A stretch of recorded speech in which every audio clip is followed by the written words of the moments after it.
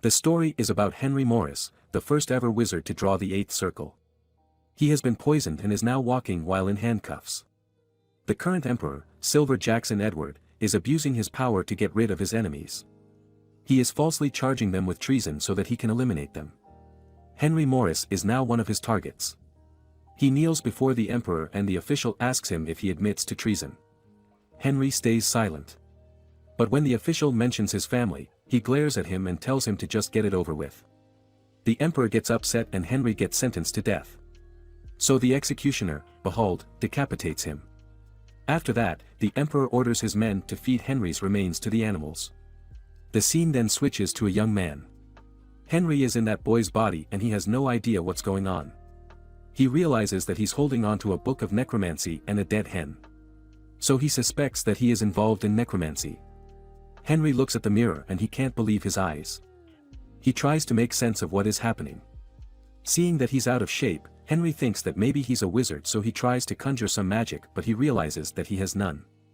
So he struggles to draw the basic first circle of magic. He eventually succeeds. Just then, Henry remembers the time when the emperor forced him to drink poison by threatening a young boy's life. It is then revealed that a wizard's weakness is a fragile body, so poison is very effective against them.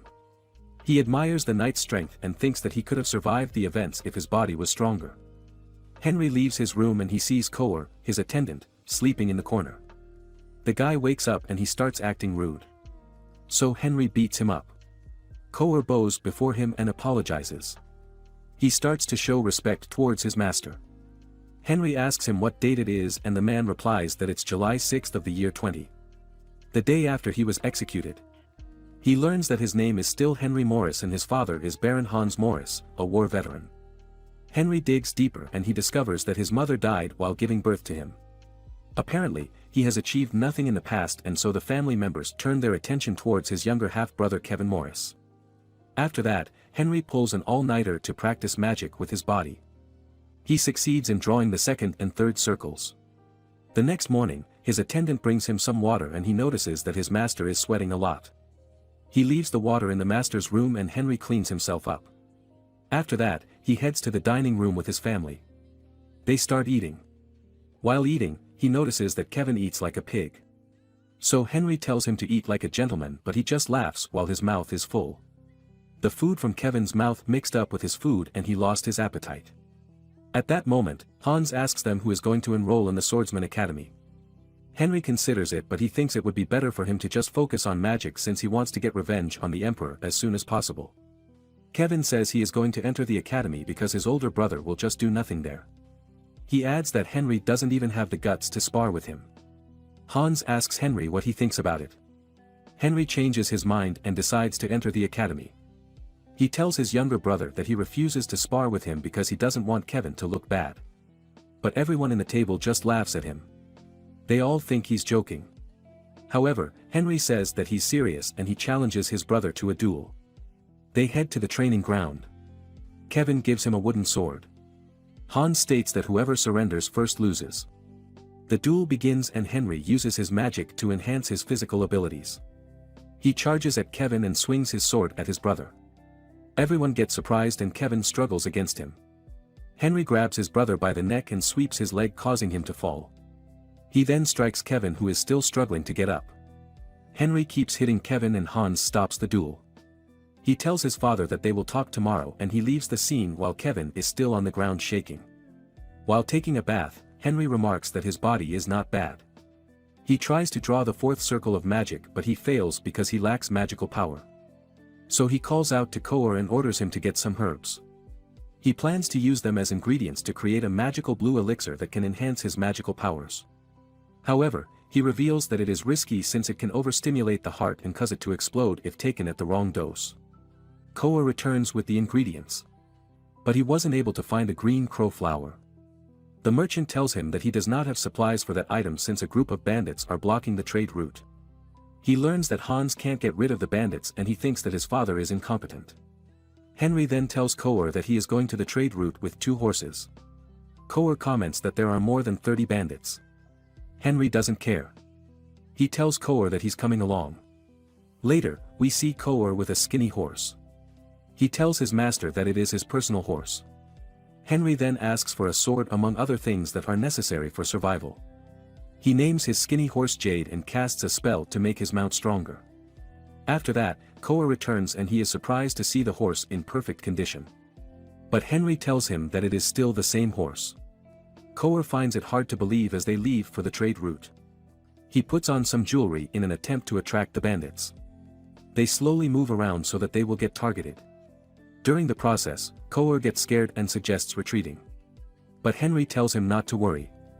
Later, they get surrounded by a group of bandits. Koa starts freaking out and their leader comments on their strange behavior while traveling. He then demands that Henry hand over his valuables if he doesn't want to die. Koa panics and Henry knocks him out. He alights from his horse and the bandit leader orders his men to attack. Henry notes that there are only 25 bandits. The leader calls him crazy. In response, Henry snaps his finger and some blue bubbles appear on the bandits' heads. The bubbles knock them out. The leader falls to the ground and Henry uses fire magic to scare him. After that, he tells the bandits to leave and never return. Koa later regains consciousness. Henry tells him that the bandits all ran away. They return home and Koa puts the jewelry back to where he found them while Henry brings his horse to the stable. Meanwhile, Kevin wakes up. He remembers that his brother beat him in the duel. His mother gets angry and she starts shouting at him. Kevin has a hard time accepting the result of the duel. In the stable, Henry is having a look at the other horses. They are all in good condition. He looks at Jade's stall and it looks embarrassing. After seeing this, Henry tells the stableman to look after the horse and its stall. While having dinner, they talk about the result of the duel. They ask Kevin's mother, Mrs. Morris, about it. But she gets upset and leaves. Hans asks his son how he became such a fine swordsman. Henry replies that he just wanted to teach his brother a lesson. Hans asks him if he wants to enter the academy, but Henry thinks Kevin should go instead. His father gets surprised and Henry has a request for him. He asks his father to send Kevin to him whenever Hans has complaints against his brother. Hans agrees. Henry also tells his father that the bandits are gone now. Later, Kevin visits him in his room. He apologizes for his bad behavior. Henry tells him that he has decided to give up the academy. He's going to let his brother go there under one condition. Kevin must give him a green crown flower within 6 days. Although he knows this is a difficult task, he accepts it anyways. Back in the stable, the white horse, Vernon, tries to pick a fight with Jade. Jade gets annoyed and he fights back. The next day, Kevin sees his horse Vernon lying on the floor. He gets angry at the stableman who starts begging for forgiveness. Kevin tells him to get another horse. He looks around and sees Jade. He tries to take the horse but Jade refuses to go with him. The stableman tells him that it belongs to Master Henry. Kevin remembers that the horse used to be so skinny. The stableman suggests that he ride another horse named Holter and he sets off with it. Meanwhile, Henry thinks about strengthening his body. So he goes to the guardhouse to look for Byrne, who is also a sword expert. He finds Byrne in the backyard. Henry asks Byrne to train him with the sword. Byrne happily accepts. He asks Henry if he has learned swordsmanship somewhere else. Henry denies it, but Byrne knows about what happened in the duel, so he is not convinced. They have a sparring match. Henry attacks his master but Byrne dodges him. He counters with a knee strike but Henry blocks it with his hand. Byrne swings at Henry but he dodges. He launches a counter attack which Byrne is able to block. Byrne gets serious and he swings at Henry. He is able to block it but the force is so strong that his hand starts trembling.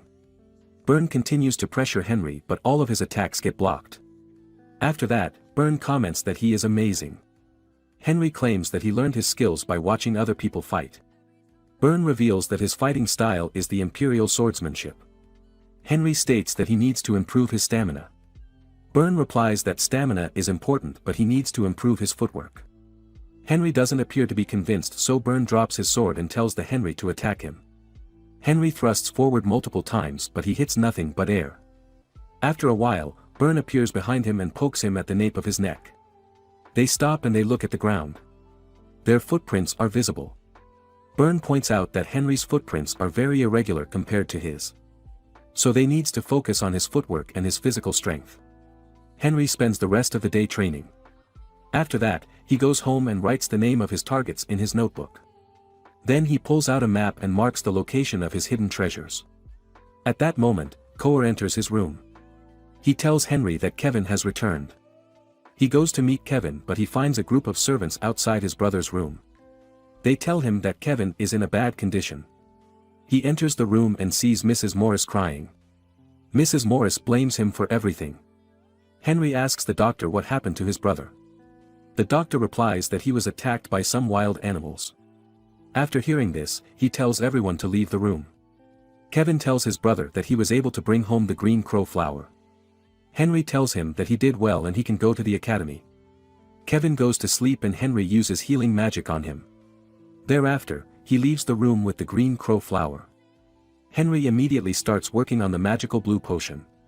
He adjusts the concentration to fit his body so that he will not die after ingesting it. It didn't take long for the potion to be completed. Henry drinks it and he starts to feel like his body is melting. He sits down as he endures the pain. He can feel the strength entering his body. The fourth and fifth circle appears on his chest. This puts him at the same level as the sorcerers. Suddenly, he notices a bad smell. He takes off his shirt and it looks like it hasn't been washed for years. Then he looks the mirror and discovers that he has become muscular. He notes that he has awakened. Awakening is a phenomenon where one's body evolves to receive more magic. As a result, he has become much stronger. He explains that the smell was caused by the wastes that came out of his body.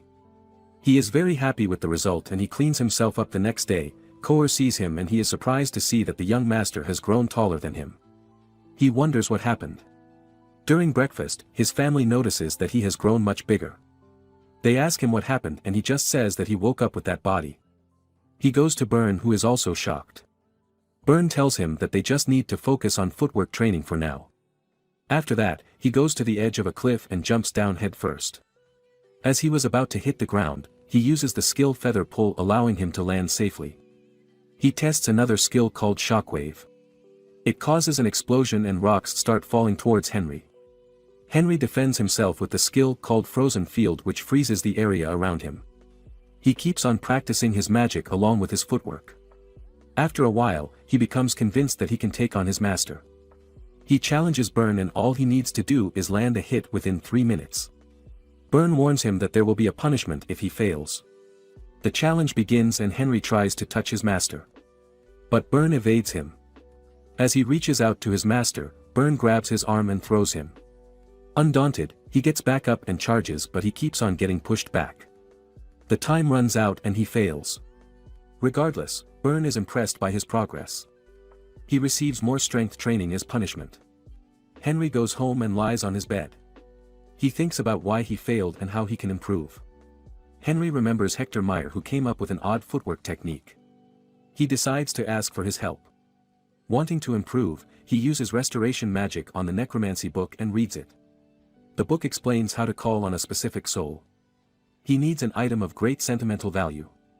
So he performs a ritual which causes Scar, the frog-like spirit of trade, to appear. Scar asks him who he is. Henry introduces himself and reminds him about past events. Scar doesn't believe Henry and demands to see some magic. In response, Henry conjures a small dragon with his right hand. The spirit believes him now and he asks for what he wants. Henry states that he needs Hector Meyer's legacy. Scar agrees but he demands something of equal value in return. Henry promises to tell him how he got resurrected after he receives the legacy. Scar opens his mouth and the king's engagement ring appears. He gives the ring to Henry. After taking the ring, Henry tells him that he was brought back by black magic. He states that the attempt of the necromancer has failed and that he replaced his soul. Henry reveals that his experience was different from that which was written in the necromancy book. Upon hearing this, Scar gets upset. It seems like he expected more from Henry. Scar spits on the ground and then disappears. After that, he puts the ring at the center of the summoning circle and starts chanting gibberish. This causes the door of the netherworld to open and Hector Meyer emerges from it. Hector asks him where he got the ring. Henry lies and tells him that he had it the whole time. He introduces himself and Hector still remembers him. However, Hector isn't convinced that he is the same person as the wizard Henry. Henry explains that he died and he got revived by black magic. He goes on to explain that the world has changed a lot after Hector died. Henry became a hero, but the cruel Emperor Silver had him executed.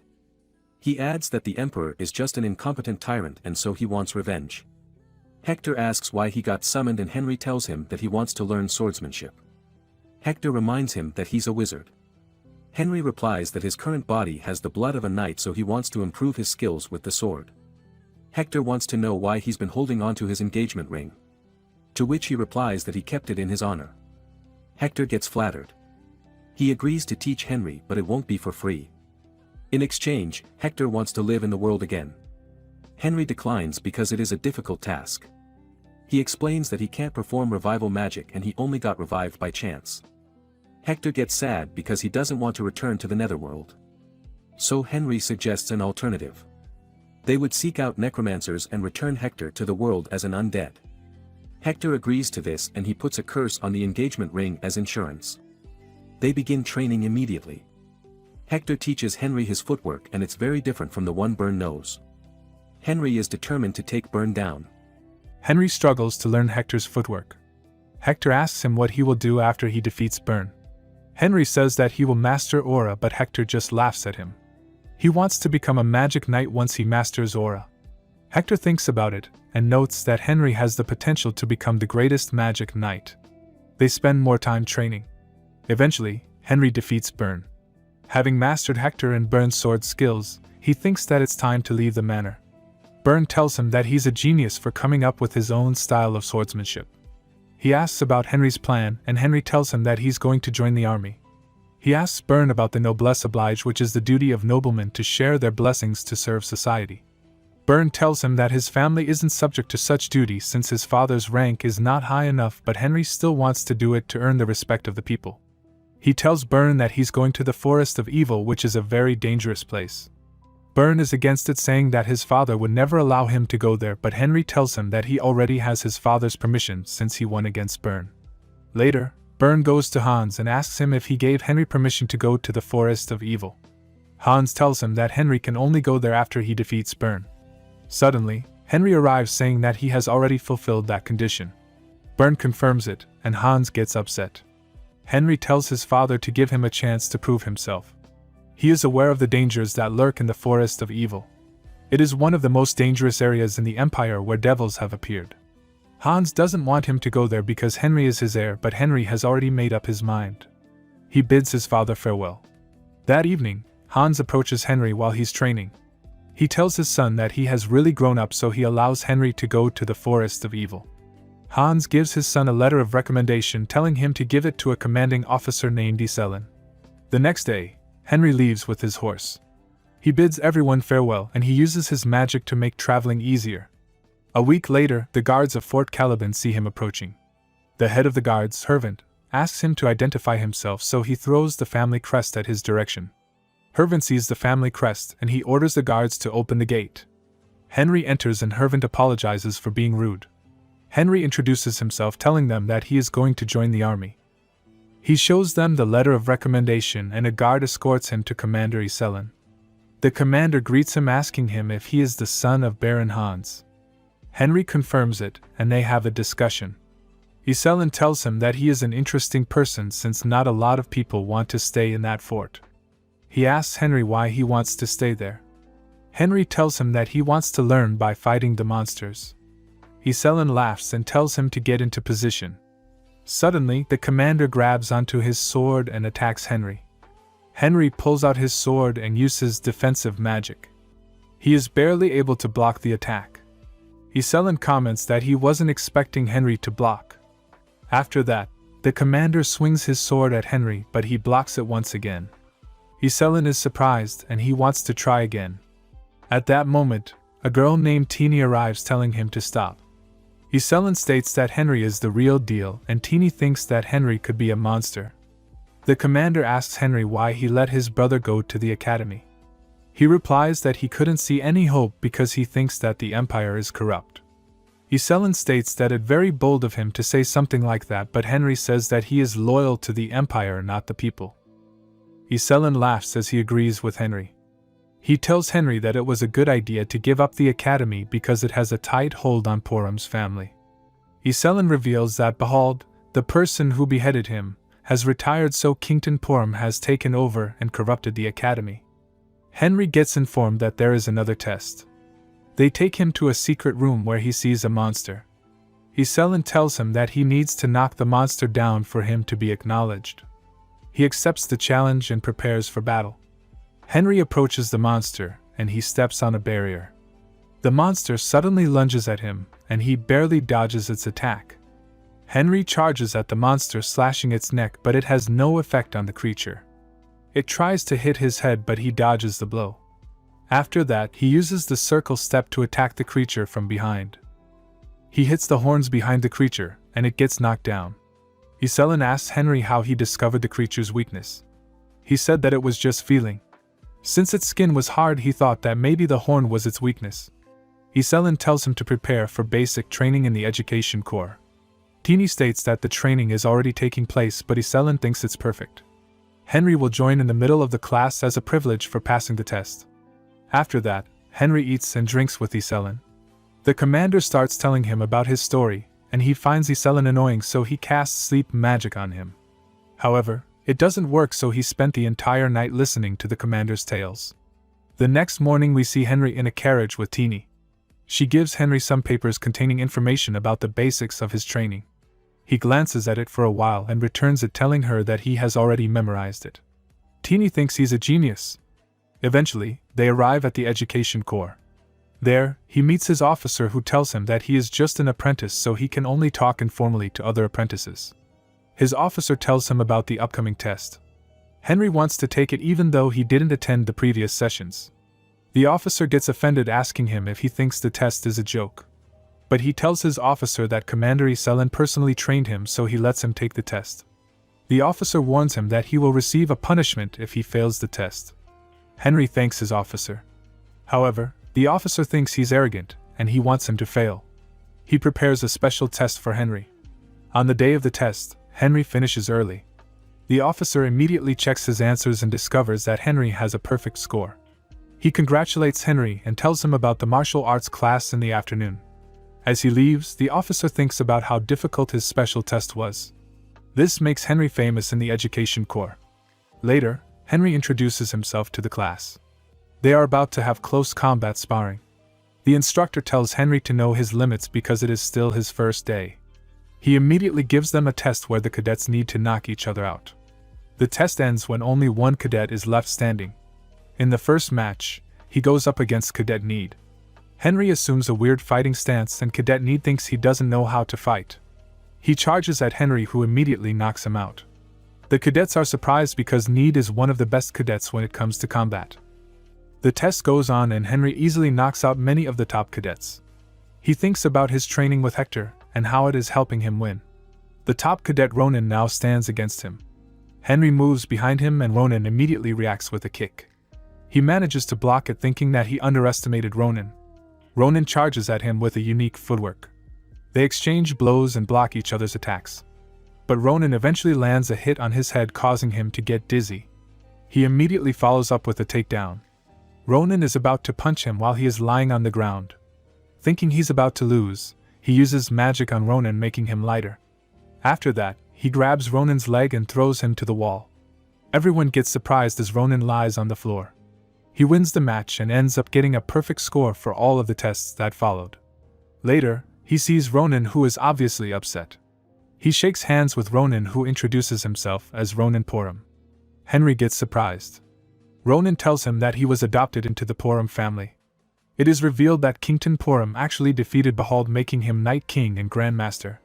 Because of the system of noblesse oblige, he had to send someone from his family to serve in the military, and he was adopted for that reason. Ronan asks Henry about his training since he has never seen such skill in close combat. Suddenly, Henry tells him that they should be friends. Ronan finds him weird, but this actually makes him happy. They become sparring partners and Ronan always loses to Henry. Still, they become good friends. Eventually, the training ends and they are about to attend a celebration. At that moment, an officer approaches Henry, telling him that Commander Iselin is looking for him. He rides a carriage with Teeny. She tells him that Iselin wants to have a separate celebration with him because he finished at the top of his class. Teeny adds that the commander will grant one wish for him. Later, they arrive at their destination and Teeny tells him that she can call her in the evening if he needs company. Henry gets confused but she just leaves without any explanation. He goes to Iselin who has prepared food for him. While they are eating, Iselin asks him about his wish. The next day, Henry tells Ronan that he had a celebration with the commander. Ronan tells him about a rumor that the commander favors him. But he replies that it was just a tradition for the top of the class. Ronan asks him if something else happened while he was with the commander. Henry shows him a holy sword that he received as a present from Iselin. Ronan gets jealous. After that, Ronan tells him that he has been assigned to the infantry unit. He already has a plan for climbing the ranks. Ronan asks him about his unit, and Henry tells him that he has been assigned to an independent company known as Caliburn's Needle.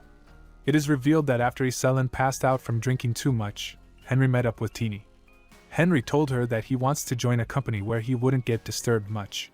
She pointed to a chart and explained that he should join the Special Forces. Teeny warned Henry that Special Forces are dangerous but he doesn't mind. So she directed him to the commander's affiliate Special Forces and told him that he can start right away. Back in the present, Ronan boards a carriage. Before they part ways, Henry tells him not to die and Ronan tells Henry to be careful. The carriage leaves and someone calls out to him telling him to board the carriage.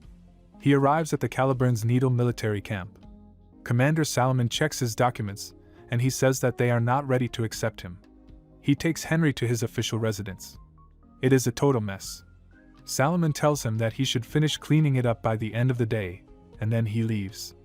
Henry thinks it's impossible for a normal human to finish it in a day. So he uses his magic to instantly clean the place. Outside, we see Salomon with some soldiers. He tells everyone to meet their new lieutenant, Henry, in his residence. They laugh thinking that Henry's place is still a mess. But when they arrive at Henry's residence, they are surprised to see that it is already very clean. Henry is having a cup of coffee, and he casually asks them what they're doing there. Salomon tells him to greet the members of the unit. He goes out and formally introduces himself as the new lieutenant. Henry observes that the unit is not yet ready to accept him since the late Lieutenant Carter died on a mission. He approaches a soldier named Hoden and asks him where Lieutenant Carter used to stay.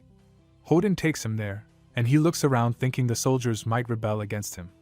So he leaves the place carrying a box that seems to contain Carter's belongings.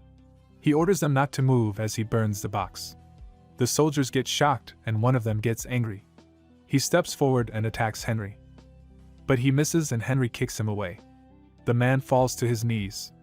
After that, he reprimands everyone in the unit telling them that they should be ashamed because their actions won't make Lieutenant Carter happy. The commander hears about this and he gets furious. Thinking that Henry will grab power, he calls on two other officers named Hugo and Vogue to come up with a plan. The following day, Henry meets up with the three of them. Hugo tells him that he hasn't learned aura yet, so he has no right to be the new officer. He adds that Henry is arrogant. Henry asks him if he's scared of him. Hugo gets furious and he challenges Henry. They have a duel and everyone in the unit watches them. Salomon is confident that Hugo will win. But Henry doesn't plan to go easy on Hugo. The match begins and Henry strikes at Hugo's sword, causing it to break. Everyone gets surprised. Henry bows at Hugo, telling him he has done a great job, then he leaves. Later, we see Henry with the commander, and he is given a mission. He looks at it, and he is surprised to see that the task is to patrol a Class 9 area. The next day, he goes to Iselin and tells him about his mission. He complains about how easy the mission is since he has already proven his skills by defeating Hugo. Iselin gets shocked because Hugo can use aura, so he asks Henry what he wants to do for his mission. Henry replies that he wants to go to the Class 6 district.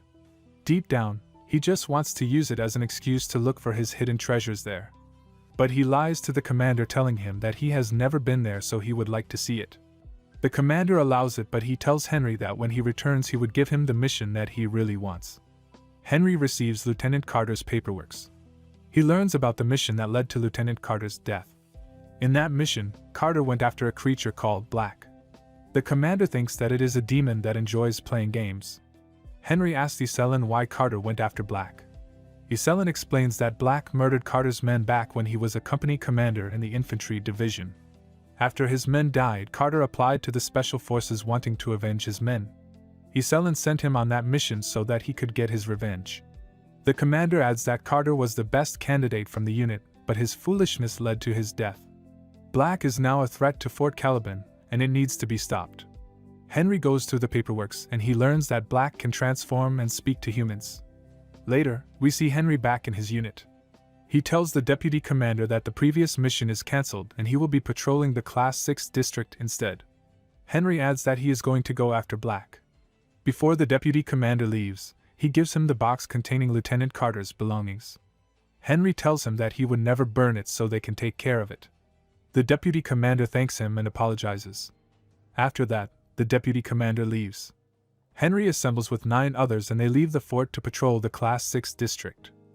He uses a spell that makes his group less conspicuous to the monsters. This allows them to arrive at the Class 6 district safety zone without encountering any resistance. Once there, Henry tells his men that they are going to get a lead on Black. He shows them a drawing of a kin mushroom telling them that they grow near Black's home. Henry divides them into 2 groups with the deputy commander as the leader of the second group. Before splitting up, he gives the deputy commander an item that will allow him to track his location. It is revealed that he is just using Black as an excuse and the kin mushroom will show him his hidden treasure's location. However, after hours of searching, they couldn't find anything. The soldiers start to have mixed feelings about their lieutenant. That evening, Henry summons Hector. He tells Hector that he can't train until he finds Black. Hector calls him stupid, suggesting that he should just summon Carter to ask him about Black. So Henry puts Carter's report in the summoning circle and starts chanting. Henry keeps calling for Carter, but he is not appearing. Hector then suggests that Carter's soul is currently not in the netherworld. He suggests that Carter is still alive. Henry then plans to summon Carter's former subordinates. They go to a mausoleum to search for the belongings of Carter's former comrades. There Henry finds one and immediately prepares the summoning circle. He calls for Holterbelt, and the latter asks for his identity. Then he introduces himself and starts asking about Carter, who is missing because of Black. Holterbelt cries and falls to his knees. He then asks him about Black. Holterbelt informs Henry that there is a misunderstanding. The demon doesn't actually transform but steals and uses the bodies of others. He worked like an evil spirit and possessed them in turns. The last thing he heard from Black was that he was going to be the demon. After 5 years, Black must be talking about evolution and might be a demon now. Holterbelt also mentions that he experienced the pleasure of murder when Black possessed him. Then he remembers that there was a scent that attracted Black. They got deodorant from a merchant, which scent attracted Black. It's called Febreze. Teeny then asks Henry something in return and whispers it to him. She asks to have a meal with him on their next day off. He agrees to it. Henry later asks his subordinates if they saw something like the Febreze in Carter's belongings. No one saw anything. So, he wonders if the testimony is wrong. He then orders his platoon to continue their work. Therefore, he commands them to move out to search and he uses a spell again that makes his group less conspicuous to the monsters. Henry sprays some Febreze on his body and uses a spell to make his perfume stand out. The scent travels through the forest and into a cave. Inside the cave a demon smells it and suddenly roars out loud. Henry feels like it was a false testimony. He casts the 2 spells again. Just then, Henry hears a roar, and the troops confirm it was a Taurus. He suddenly hears a sound, and a bolt of lightning strikes him. The troop's sergeant watches as Henry falls to the ground. A horde of Tauruses appears, and everyone panics. This makes the sergeant assume command and order them to retreat. The others want to avenge Henry. Suddenly, the white Taurus from the cave appears and lets out bolts of lightning from his body. The others suggest fighting to save face after losing 2 lieutenants now, and the platoon's sergeant agrees. The soldiers and Tauruses clash, and of course, the humans are weak against the monsters. Gibo notices that the white Taurus is focused on Henry's body. So, he tries to stop the white Taurus, but he gets swept aside. The white Taurus attacks again with a lightning strike, but the attack is absorbed by Henry with his sword. Henry stabbed a piece of paper with a magic circle on it and completely destroyed it. He tells Gibo to report that he is alive and orders him to stay alive. Gibo affirms while crying out of happiness. Henry then asks the white Taurus if it was the one to attack him. But the white Taurus roars and attacks Henry. He blocks the attack and counters with a kick. Then he swiftly beheads it. The head then calls someone useless, and a black aura comes out of it. The head flies toward Henry, and Black tries to possess Henry. However, the possession doesn't work on Henry. So, he slashes the head in half, and Black comes out. He uses magic to attack Black. After that, Black hurriedly runs off. Henry uses a spell that usually finds the remains of dead soldiers. Henry decides to follow Black immediately. Black hurries to find a new host and encounters a brown bear. Black tries to act like a normal bear while Henry is nearby. Henry starts walking away, but he suddenly calls Black stupid and kills the bear. He uses magic to burn the dead bear, and Black comes out while screaming in pain. Henry then asks Black about Carter's whereabouts, but Black doesn't want to tell him. So Henry has to use force. Black leads Henry to a cave and discovers Carter. However, Henry finds it weird that Carter looks fine. Black hurriedly possesses Carter. Black then draws out Carter's sword, which is infused with aura. Henry is surprised that Black can use the host's power. Black claims that Henry's body will be his and attacks him. Henry quickly dodges and hits the back of Carter's neck. Black falls flat to the ground. Now, Henry tells him that he can pretend to use a sword, but he won't be able to do anything without polishing his swordsmanship. After that, Henry casts Paralyze on Carter's body. Black asks to be spared. Henry asks for his identity. Black reintroduces himself as Clever, the last surviving evil spirit from his tribe in the underworld. Henry realizes that Clever is a mimic. Henry then tries to eliminate Clever. Clever cries out that he was promised to be spared, but Henry didn't agree to it. Just then, Clever brings out a mountain of treasures. Henry asks Clever where he got them. It is because of his ability, and he has been collecting treasures. Rather than the treasure, Henry wants the subspace ability to store things. Henry then offers Clever to be his subordinate, and he picks up a ring. Henry uses it to create a subordination contract with Clever. Clever changes form as the contract is formed. Henry tells Clever to store the treasure. They leave with Carter's unconscious body. Meanwhile, the other troop members finish cleaning up the regular Taurusas. They see Henry approaching with someone on his back. They shout as they recognize Carter. Back in the camp, everyone can't believe that Carter is alive. The other officers feel thankful and apologize to Henry.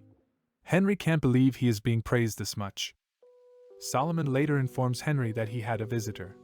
Teeny came to fetch him because Iselin is looking for him. Iselin invites Henry to a celebration of his mission's success. Clever notices that Henry is in a pinch and suggests using his ability to drink alcohol instead. Clever advises Henry to drink the alcohol naturally. However, Henry doesn't trust Clever yet. Clever tells him to trust him this time, and Henry is surprised at how docile Clever became. Henry goes for a toast and gulps the alcohol. Iselin suggests drinking with bowls until the commander passes out. Henry still needs to look for his treasure. Henry then calls out Clever and orders him to change his appearance to something Henry is familiar with. Clever then transforms into a white cat. He checks on Clever and praises him. Henry then asks what kind of scent Clever is attracted to. Clever mentions cucumbers, and Henry brings out one. Clever suddenly goes hysterical, and Henry discovers that cucumbers are their stimulants. Henry wonders why Clever went for Carter, who is not wearing deodorant. Clever was planning to use Carter as his vessel after his evolution. Henry then asks Clever if he's come across kin mushrooms before. Clever confirms that he knows where they are located. Henry goes out and flies toward the direction Clever points. Clever claims it is behind the tree. Henry cuts the tree, and kin mushroom spores scatter. He orders Clever to suckle everything. The spores clear out, and they find a cave. The two go inside, and they find a shield that Henry left behind. Henry uses a spell to disintegrate it. He finds a box in the Guardian's ashes. The box contains the heart of a demon named Venom. If you eat one, you will be resistant to all kinds of poison, and it will turn your blood to poison. Clever wonders if there is a cure, and Henry confirms that there is one.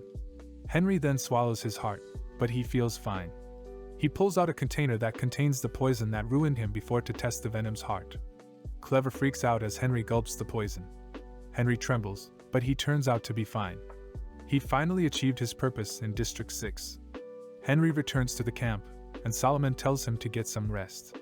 Solomon also hands out an official document for Henry to read. Henry goes back to his room to read the paper, and he smiles. He then wonders what to wear for his dinner with Teeny in her quarters. Meanwhile, Teeny thinks that Henry is a fine choice. Just then, Henry arrives and sees Teeny all dressed up. Henry thanks Teeny for the invitation, and Teeny tells him to call her sister in private. Teeny plans to claim Henry as her own. Henry is surprised by the food that Teeny prepared. They sit down to eat, and Teeny pours wine. They start eating, and Henry likes the peaceful feeling. Later, Teeny suggests drinking more and moves to get more wine. She plans to make Henry drunk using the so-called love potion. Just then, a soldier arrives to report something. Teeny asks frustratedly what is wrong. The guard reports that Carter woke up from his coma. Henry overhears it. The doctor reports that Carter regained consciousness, but his body is extremely weak because of the demonic energy. It will take him 1 year to recover. The doctor also relays Carter's thanks to Henry for subduing Black. Solomon asks Iselin what will happen to Henry now that Carter is back. Henry then shares his thoughts, and Iselin screams out of disbelief. Teeny is also shocked. 1 year later, Hector asks Henry if he doesn't have talent. Henry gets mad. Hector can't believe Henry didn't get it after a year on the battlefield. Henry tells him to shut up. He cleared countless missions. He trained every single day. However, Henry is only a sword runner. Hector finds him amazing. Aura Bondi is an extreme life force that the body emits when it reaches its peak. The stronger you are, the harder it is to master aura, and the longer it takes, the more powerful aura is. Hector knows Henry will master aura soon, like him. Henry just needs to realize his limits. Henry then plans to slowly get ready for military discharge. Solomon asks if Henry will really leave. Henry did promise to leave when Carter recovers. Henry thanks Solomon for everything. Solomon also thanks him and orders Henry to turn around. Everyone salutes Henry, and he salutes back. Henry's troop members cry as they see Henry off. Henry hopes to see them again and thanks them. Iselin also asks if Henry is sure about leaving. He gives Henry an emblem that represents military merit and achievements during his military service. With his silver medal and 3 stars, he will be saluted everywhere he goes. Iselin also gives him a token for completing his education core. He promises to fulfill any wish Henry wants or needs. Henry asks Iselin to take care of his friend Ronan, but Iselin will be objective. Henry leaves and plans to accumulate wealth first. Henry arrives at Vivaldi, the Empire's famous entertainment city. He shows his badge, and the guards salute him. They let Henry inside and gave him a black card, a free pass in the city given to the honorable. He can see that nothing has changed. Henry changes into his military uniform. The storekeeper thinks Henry is a young officer with no money. He asks for the most expensive brand, and the storekeeper gets flustered. She returns with expensive clothes. Henry wears it and asks the storekeeper for more. Clever realizes humans are shallow when it comes to money. Henry finishes his shopping, and Clever finds his master amazing for using a year's salary and all his jewels in one purchase. The two later go to the town center and read the board of high scores and champions of competitions in Vivaldi. Henry plans to make more money. Henry finds something and is impressed that Vanti Larsson still keeps his title. Meanwhile, Vivaldi's mayor receives a report that a black-ranked person wants to meet him. The mayor freaks out after hearing Henry's name. He knows Henry is dead, though. The mayor tries to refuse, but the guard informs him that Henry will make known what happened in Vargas. He spills his drink and quickly asks to bring Henry inside. Vanti Larsson reigned as the chess champion for 10 years and became Vivaldi's mayor. Henry comes in, and Vanti doubts his identity. Henry calls Vanti by his title. Henry then shows his military badge, and Vanti concludes that the Henry in front of him is a baronet. He wonders how a baronet can afford the expensive clothing brand. Vanti returns the badge. He nervously asks about Vargas. Henry claims it is an inn, and Vanti gets nervous. Vanti asks for Henry's purpose for visiting him. Henry asks for a game of chess. Henry offers to tell him everything if Vanti defeats him. Vanti reminds him that he is the undefeated champion. He offers to fulfill a wish if Henry wins. They then begin the match. Time passed, and Vanti couldn't believe that he lost to a nobody. Henry asks if he is alright. Just then, Vanti flips the board. Henry reminds him that it was an unofficial match. Henry then introduces himself as Henry Morris' second chess disciple, surprising Vanti. He claims that he was taught chess because they have the same name. Vanti asks what he wants. Henry asks for 100,000 gallons of gold. However, Vanti doesn't have the money. Henry then mentions that there is a 100,000 gold price that the Empire provided to reward the one who defeats Vanti. Vanti can't believe the information was disclosed. Henry claims that the gold will just rot in the tower. They later climb the tower, and they use a hidden entrance to enter a vault full of coins. Henry is surprised to see platinum coins. Vanti wonders how Henry will move the coins. Henry asks Clever to get everything. Henry then gives Vanti a paper that says he can summon him anytime. He offers to help Vanti if he is in danger. Henry remembers Vanti refusing to take care of his disciples. He now forgives Vanti. The next day, Henry signs up for the sword sparring competition. He fills up the form. The clerk wonders how Henry got the badge when he is only a runner-class swordsman. Henry gets offended and uses his black card. The clerk apologizes and registers him in the competition. In this competition, you win if you break your opponent's sword. The higher the ranking, the more audience and prize money. Henry needs to defeat 3 F rankers or 1 C ranker to advance to D rank. There is a policy that says you can only raise your rank 1 at a time. Henry bets on himself and asks for a C ranker or above as an opponent. The other swordsmen swarmed the area after hearing about the 100 gold coins. Henry then chooses Damien as his first opponent. Damien celebrates, and the spectators feel bad for Henry for picking an expert swordsman. The referee shouts the rules and begins the match. Damien looks down on Henry and charges to attack him. However, Henry easily breaks Damien's sword. Everyone is speechless. Henry calls the referee, and the latter announces Henry's victory. The spectators wonder who Henry is. Henry tells the receptionist that he will double the prize money for B rankers and above. The audience cheers as Henry expects to rank up faster now. Henry keeps winning his fights and always doubles the money every time his rank increases. Henry's name brought excitement to the arena. Thanks to him, the arena profited more than other arenas. He increases the prize money to 3,000 gold and asks for an S-rank opponent. Just then, an S-ranker named Sawan confronts Henry. He is called the Wall Sword Sawan because his sword is as hard as a wall. The referee reminds them not to cause injury. Sawan tells Henry to attack him first. Henry expects him to be an expert, and he quickly attacks Sawan. Sawan confidently blocks the attack. However, his sword breaks, and Henry calls him a door from now on. Henry immediately faces off against the second strongest S-ranker, the Black Knight. Of course, Henry easily defeats the Black Knight in one clash. Henry just needs to defeat the champion, King. Henry then tells the receptionist that he challenges King. He bets 5,000 gold for himself. The others find him amazing for having so much gold and branded clothes. A man with a top hat ominously watches Henry. The man approaches Henry and introduces himself as Ten, the owner of the arena. He then offers Henry something. He wants to raise the stakes of the match against King. He claims that wounding is allowed in a match to dethrone the King. Henry now knows why no one challenges King. Ten finds the matchup interesting. He wants to postpone the match until tomorrow, and it will happen in front of all of Vivaldi. He plans to compensate Henry and fulfill his desire for fortune. Henry then asks if there is no limit to betting on the match against King, and Ten confirms it. Henry worries the arena can handle the payout, but Ten reminds him about the arena's name, the 10 million gold arena. Henry lets Ten take care of everything. He thanks Ten for making him rich. Ten immediately promoted the match, and people got excited. The bigger the audience, the bigger the prize. Henry now plans to make his next move. Ten informs Henry that the bet difference is 100 times, saying that people are expecting great things from King, since he is the only sword master in the arena. So Henry wants to bet on himself, and Ten tells him to go for it. At the arena, Henry bets 10,000 gold on himself, ordering Clever to deliver the amount. Because of the bet difference, he is going to get 1 million gold if he wins, and he is certain that the arena doesn't have that much money. Henry prepares for battle, as the crowd cheers for King, and the referee announces the special rule that they can kill each other during the fight.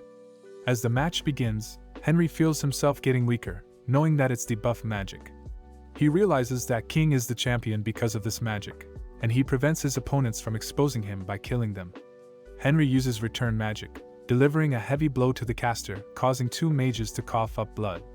He knows that they are just 3 circled mages, calling them pathetic, as he equips his magic armor, but he realizes that King possesses an extraordinary aura. So Henry thinks that King is more than just a sword master. They strike at each other, and King's sword ends up breaking, shocking everyone. Henry is crowned as the new champion, and the people start talking about him. Later, Ten is shocked to hear that the arena now owes Henry over 1 million gold. Since he doesn't have that much money, he thinks about killing Henry. But at that moment, Henry arrives, asking for his money, and he sees the magicians who use the debuff spell. He warns Ten that he will call Mayor Bent if he doesn't pay up. But Ten admits that they don't have that much money, so Henry goes to Ten's house to make an offer. Henry asks Ten about the banned material which can increase magic power, known as cold iron, knowing that he has some in his possession. Ten admits that he has about 300 kilograms of cold iron, and Henry wants to take all of them, along with 300,000 gold. Ten thinks this is a good deal since 300 kilograms of cold iron is worth 40,000 gold, and Henry allows Ten to pay the rest of the amount by installment. He gives Ten a summoning scroll, asking Ten to summon him if someone wants to challenge the champion. Ten allows Henry to stay at his house, since he is unable to pay up. Henry wants to know the purpose behind the arena, so Ten reveals that it is to build a reputation as the strongest group, and gather information for them to sell, saying that they also have infrastructures in other states. But they are still nothing compared to the Silver Moon, which is the largest and most powerful underground group. Henry thinks that they should make a group that is like the Silver Moon, while Ten says that they don't want to do business with criminals like the Silver Moon. However, Henry really wants to do it, suggesting that they should use the arena to build their own mercenaries, and reward them handsomely. Ten thinks that Henry is being too generous, but Henry convinces him that it is the only way to attract new mercenaries to their group. Henry comes up with the name Million for their group, and it quickly gains popularity. New mercenaries apply to their group, as Henry invites Bent over, informing him that he is the leader of Million. He reminds Bent about his promise, and asks him to raise the taxes, claiming that it will help with the economy. Bent agrees to do it, as Henry tells him that he will be working with all of the arenas in the town, by imposing a special tax on the application and participation fees. Bent is worried that the pre-existing fighters will complain, so Henry advises him to grant a tax exemption for them if that happens, and even lock them up if they threaten public safety. But in return, Henry wants to have half of the taxes. Bent agrees to Henry's request, and people flock towards the town, wanting to join Million. They are given an entrance test that involves 3 parts. In the first part of the test, they just have to pass through a small room. One man enters the room, thinking that it's too easy, but suddenly, his body feels heavy, and he realizes that his stamina is being tested. He runs to the exit, but he suddenly blacks out. The man wakes up surrounded by others who have also lost consciousness, and he learns that he has failed the test. As he leaves, Henry tells the man that he doesn't need people who can't pass the filters he made. And we learn that Henry used a spell that increases the gravity as they get closer to the exit, thinking that only a stronger warrior, or a capable mage can pass the test.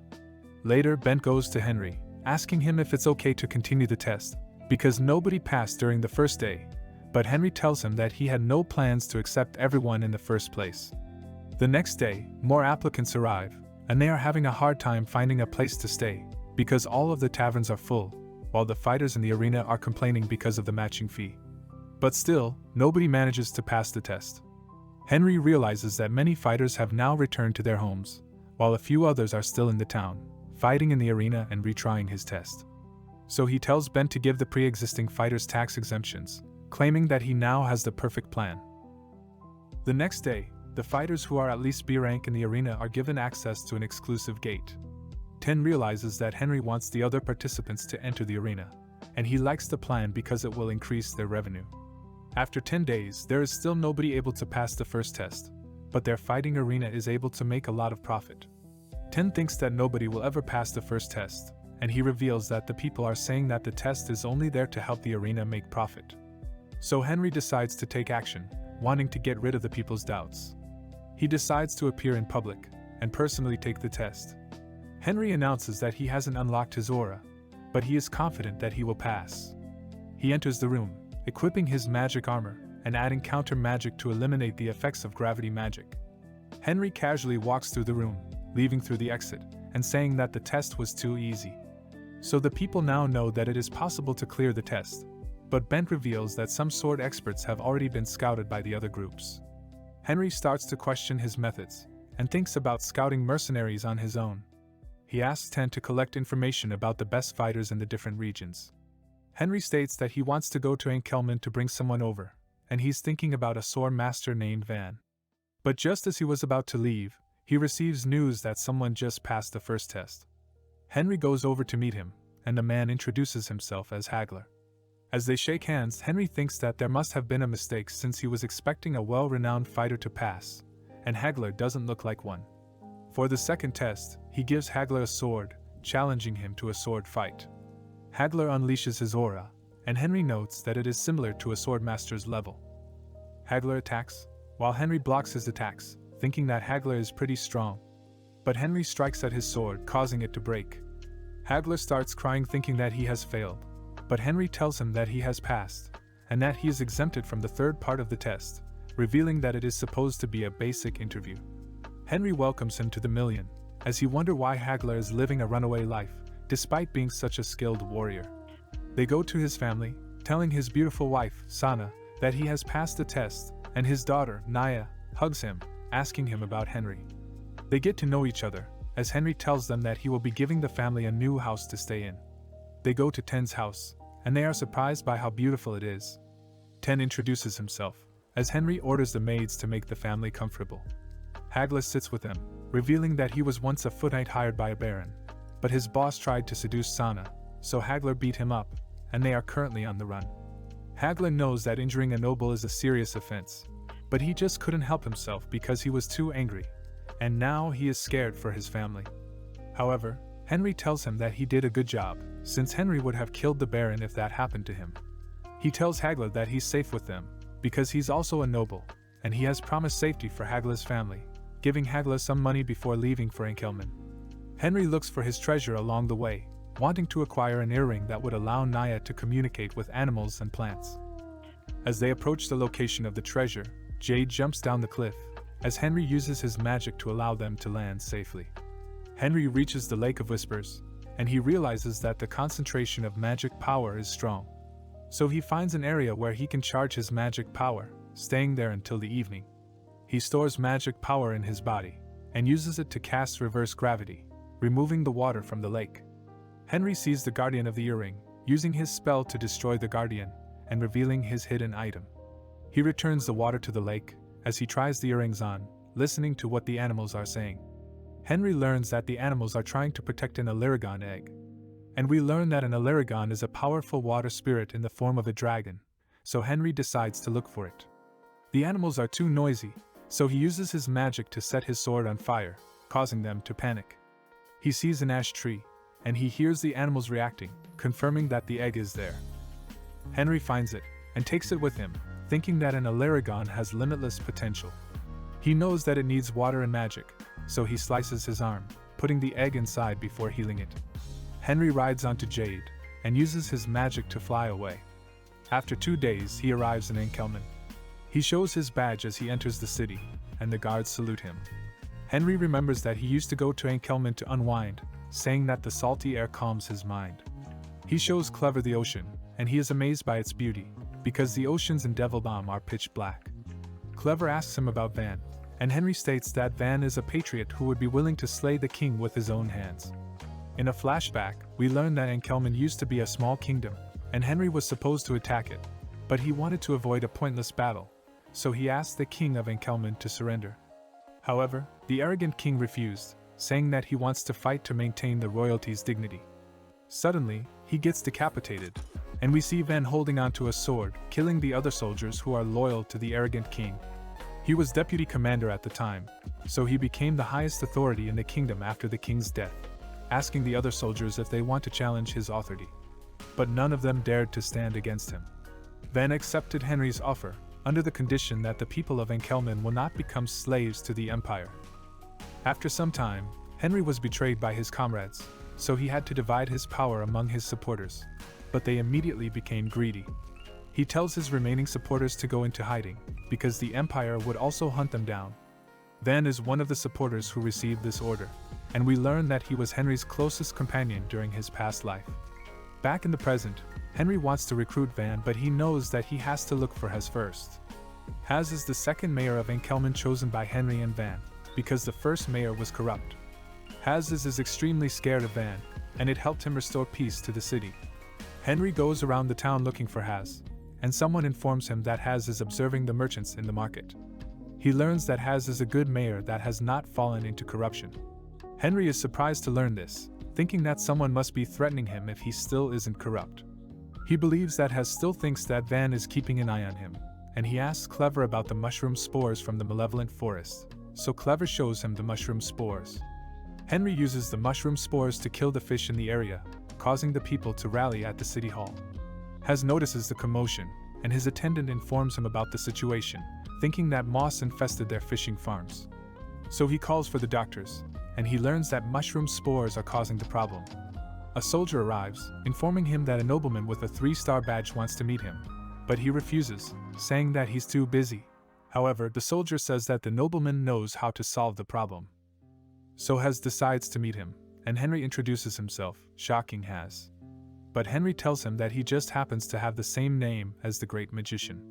Henry reveals that the problem is caused by the spores from a demonic mushroom, saying that he has seen them while he was working as the platoon commander in the Forest of Evil.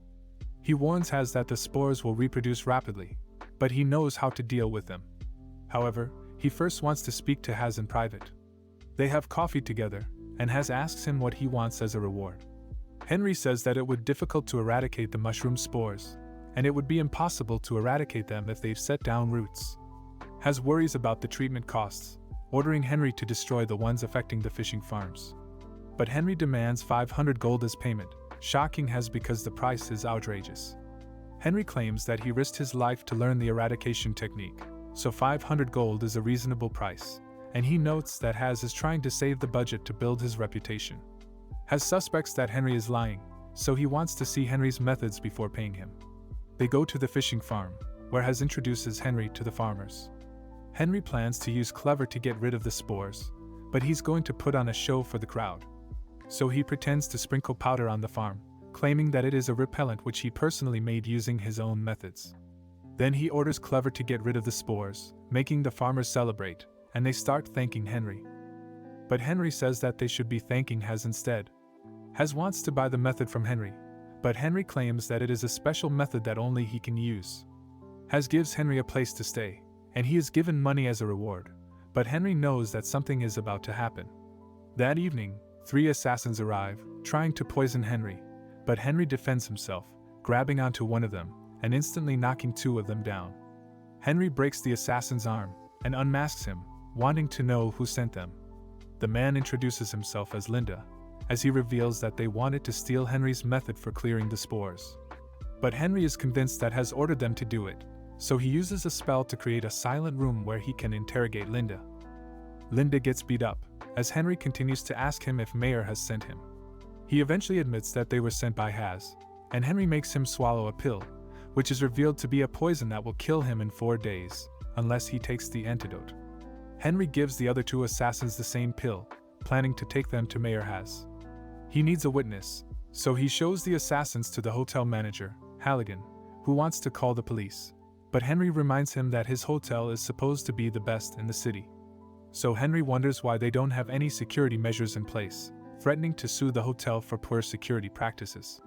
Halligan tries to explain, saying that they have a good security system in place, while Henry asks the assassins how they entered the hotel. The assassins reveal that they entered through a hole in the hotel's wall, shocking Halligan, and he starts apologizing, offering to compensate Henry. Later, at the city hall, the mayor learns that Henry has arrived with the assassins and the manager. He goes to them, trying to play dumb, but Henry shows him the poison that the assassins tried to use. Has insists that he has no idea what Henry is talking about, as the assassins apologize to the mayor for failing in their mission. Has shifts the blame, claiming that Henry is trying to set him up, but Halligan speaks up, saying that the assassins told the hotel employees that they had to do some business for the mayor. He shows Has the testimony of the employees, and he becomes surprised. Henry continues to blame Hars for what happened. Hars knows the hotel manager won't lie. Henry feels bad towards Hars, but this is necessary to bring out Ban. Hars kneels and apologizes.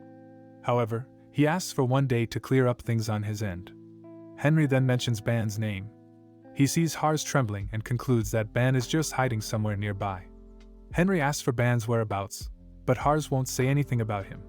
Just then, Hars brings out a summon card. A man sleeping dreams about Henry's execution. He wakes up sweating as he recalls the strongest man in the history of the continent. Ben wonders why Henry treated the dirty nobles like humans. After Henry's execution, Ben returns to his Enkelman to protect the city. He notices that Hars is asking for help. He immediately sets out and meets Henry in Hars' office. Ben menacingly asks for his identity. Henry introduces himself, and the usual reaction appears. Ben lets out killing intent, but it is ineffective against Henry.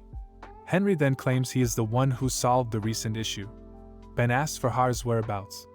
Henry let Hars stay in his bedroom to reflect on his mistakes. Ben wonders how Henry knew about Ban's existence. Henry then asks if Ban likes cold green tea. Ben gets surprised. It is the same tea that Henry served Ban before. Henry then claims that his master told him to come to Enkelman.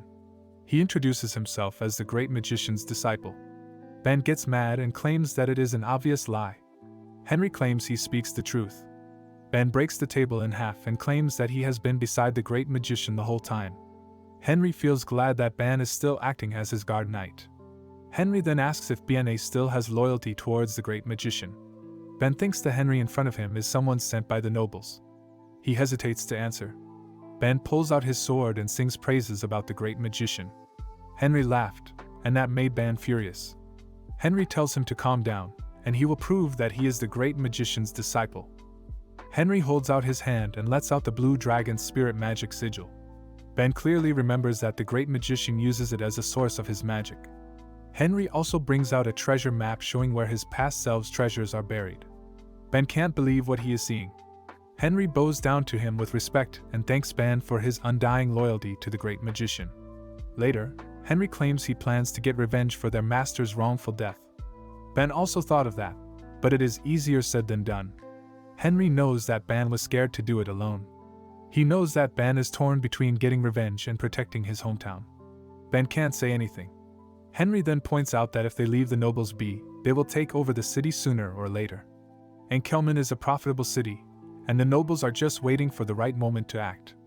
Henry then uses the recent incident as an example. Ben knows that their city is weak against unexpected events. Henry then offers his help until the city grows to the point that the nobles wouldn't dare take it over. He swears that Enkelman will be the best managed city. Ben wonders how he can do that. Henry proudly claims that he already has Vivaldi in his hands.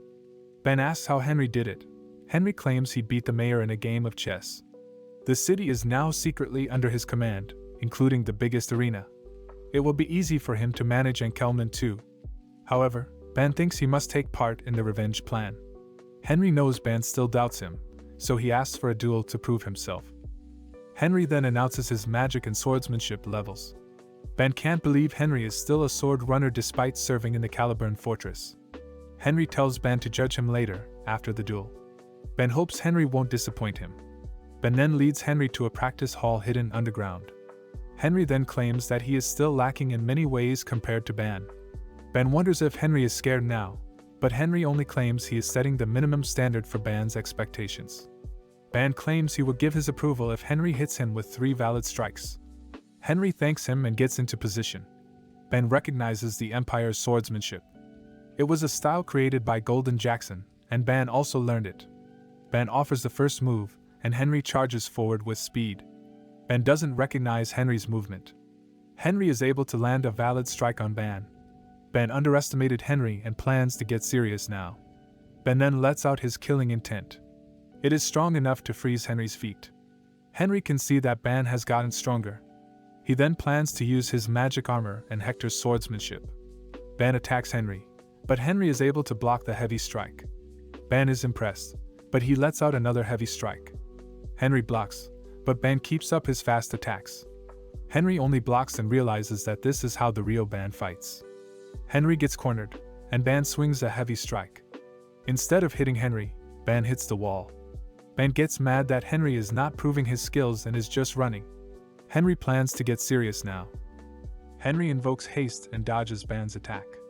Ben gets surprised as Henry strikes his shoulder. Ben backs off a bit and tries for another vertical slash. Henry uses blink, and Ben is surprised that Henry is using magic and swordsmanship at the same time.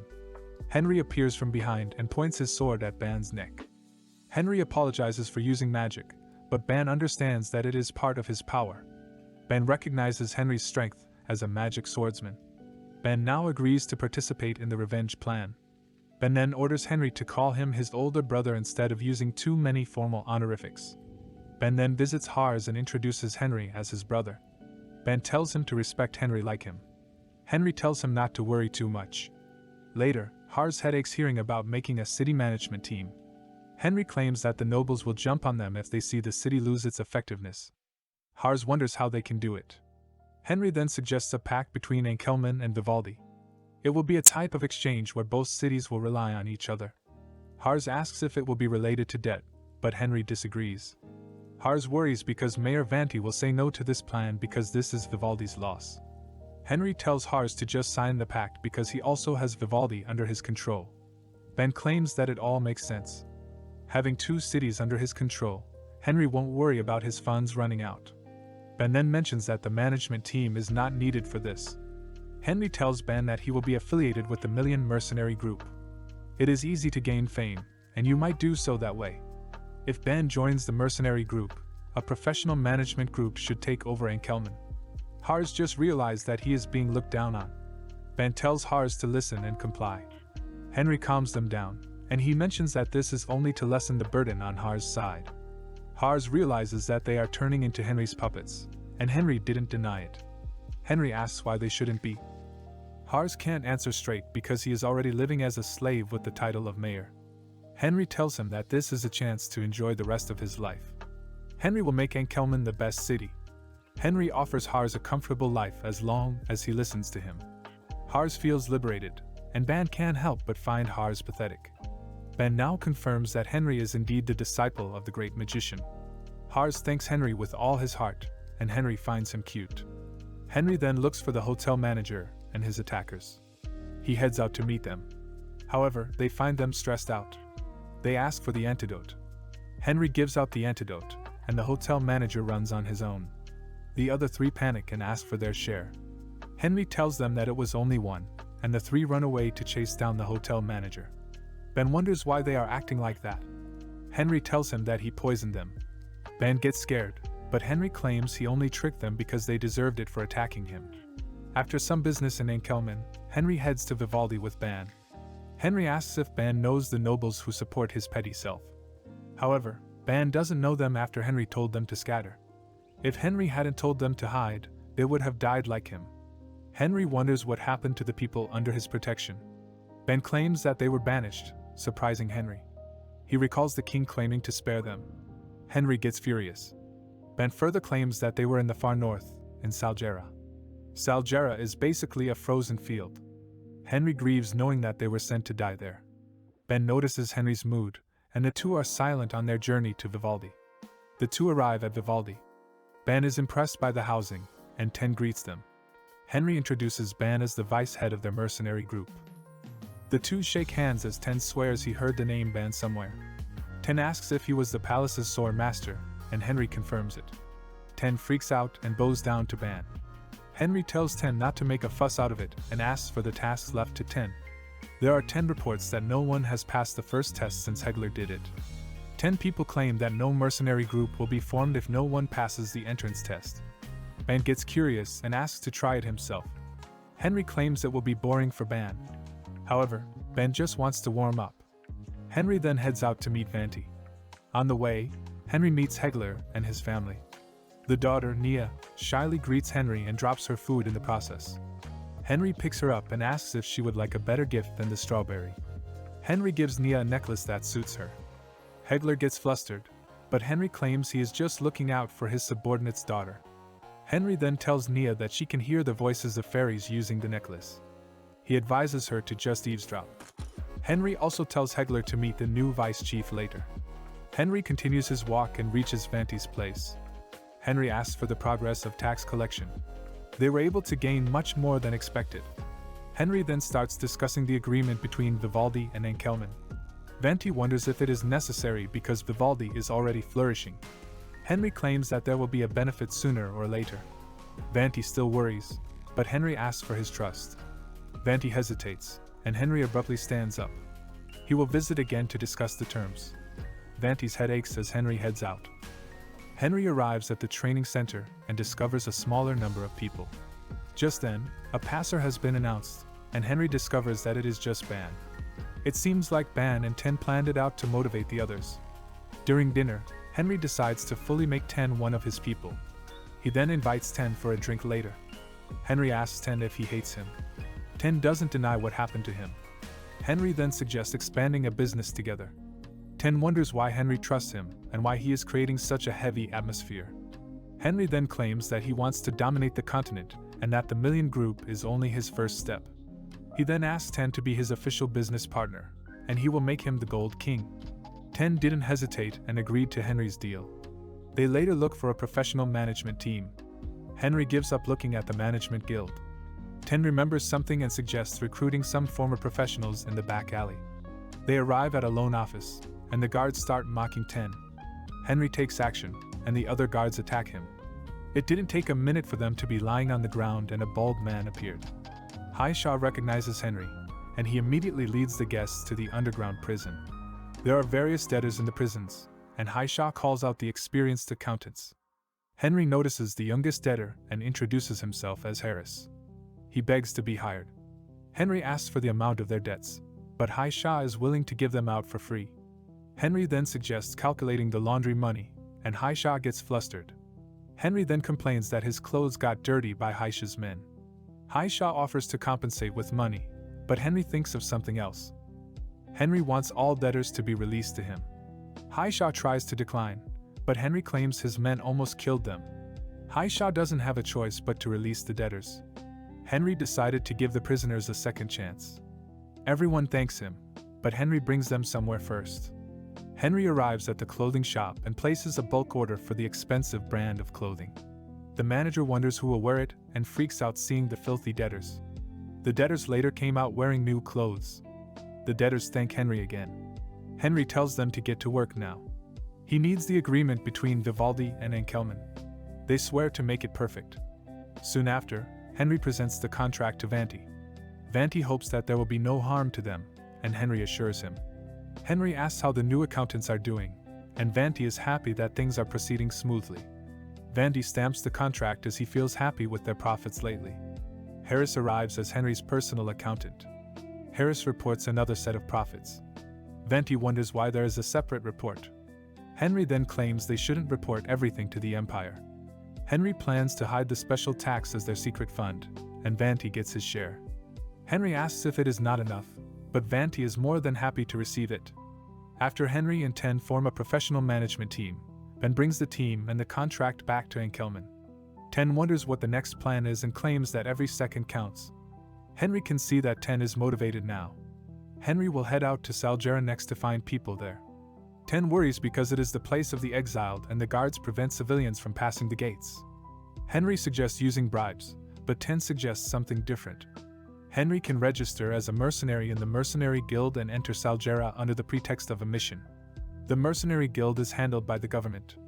Henry is the one who built this system in the past. Inside the Mercenary Guild, Ten comes with the information that there is a mission that will help him get to Saljera.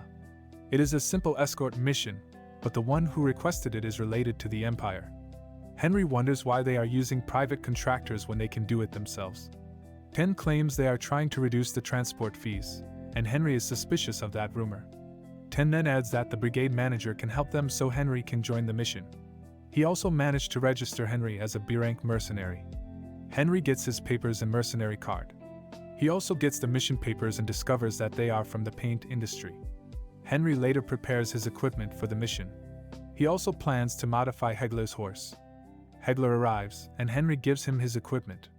Hegler hesitates, but Henry claims he is only guaranteeing the best treatment for his men. The next morning, Henry and Hegler join the escort group. The chief wonders why there are only 2 people from the Million Group. Henry assures him that they have the skills.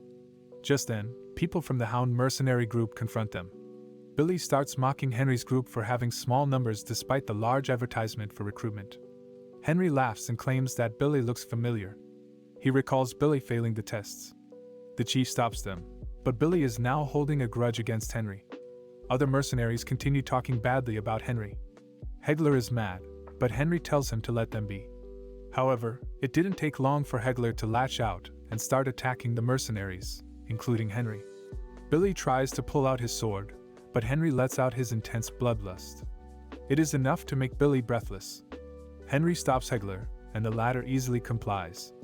Henry removes his bloodlust, and Billy gasps for air.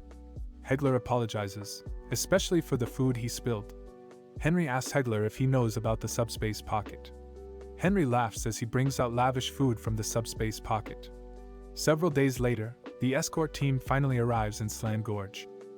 Slan Gorge is known as Salgera's first gate. The chief warns them that bandits are in the area. They continue their tracks, and something suddenly explodes at the back. Bandits appear, but Henry recognizes the military equipment on them. Billy and his group confidently move forward.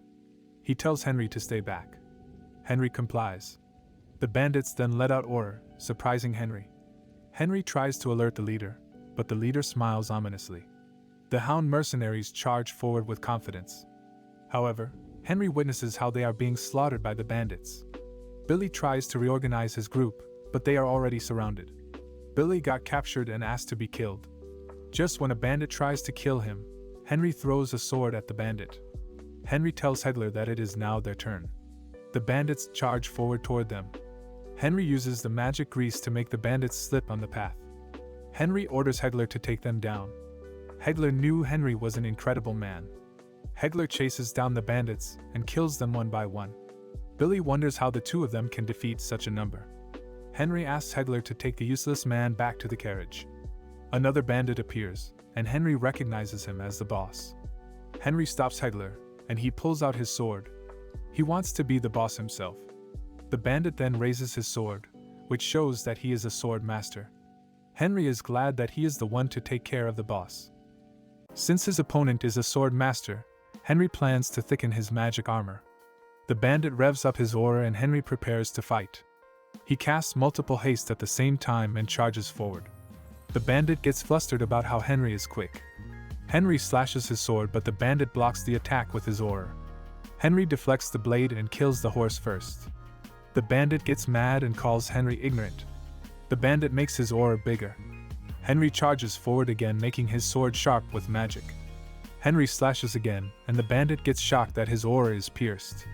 Henry hits the bandit's armor, and an explosion occurs. Henry gets thrown back. The bandit left one of his arms and escaped. Henry rips the sleeves and discovers a tattoo. It is a double snake, a symbol of the Viper Knights, a knightage that belongs to the Empire.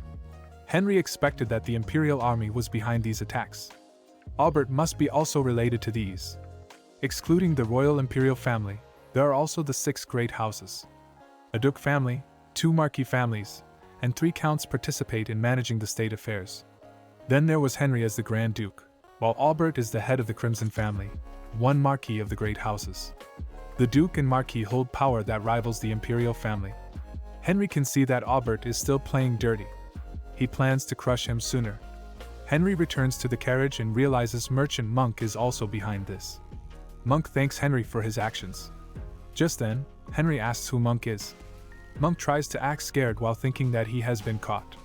Henry punches him because he is pissed off seeing innocent mercenaries die because of these people. The mercenaries later check the supplies and see that they are not the proper amount. They are meant to be killed in the first place. Albert's group really meant to destroy those who are in exile. Hegler wonders what is happening, and Henry points out that the merchant and bandits colluded to kill them. Nevertheless, they should still head to Salgera because there are exiles who are in need of supplies. While camping, Billy gets mad at Monk because his mercenary group members were killed. Hegler wonders why they are not stopping him. Henry tells him to leave Billy. After Monk has been beaten up, Hegler wonders what to do with him. Henry orders him to lock Monk in the carriage. The group continues traveling towards Salgera. They soon reach a checkpoint near Salgera.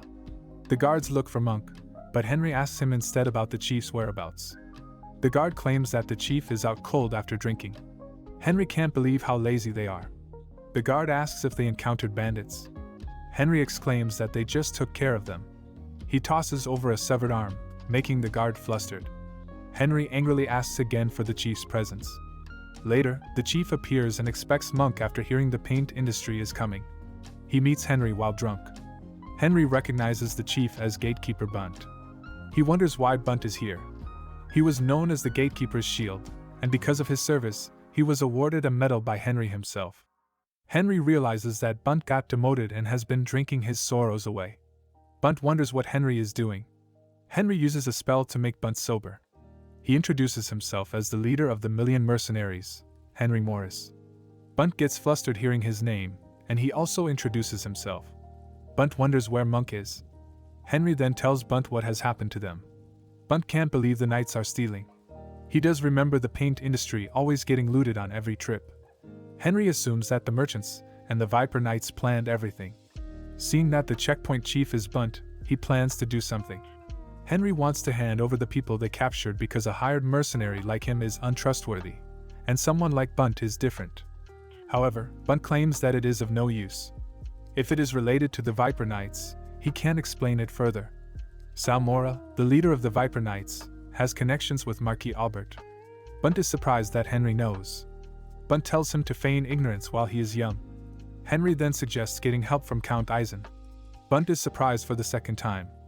After Henry and the others were executed, their positions were claimed by the great houses.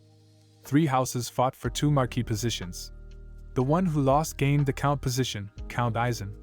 Henry suggests throwing a bait, and Count Eisen will solve things for them. Bunt worries that someone who lost once won't win against Albert. Henry tells Bunt not to worry and that they just need to look for a safe way to report to the palace. Henry suggests doing what they can. Bunt lightens up and agrees. Henry knows Bunt is an uptight person. Bunt wonders how Henry knew him. Henry makes up a reason why he only heard of Bunt as a great knight. Henry then asks for permission to enter Saljera, and Bunt agrees to let them in. The group passes by the checkpoint, and they can now see the exiled village. They use a hammer to alert the villagers. Henry wonders how his people are doing. A wooden plank moves on the ground. A guard lifts it, and people come out of it. Henry can see them tattered and wonders what happened to the original number. Helga wonders why they are disciplined. Henry wonders how Monk has abused his power. Henry tells the guard to report back. Henry looks at the small number of supplies and decides to get rid of Monk's employees.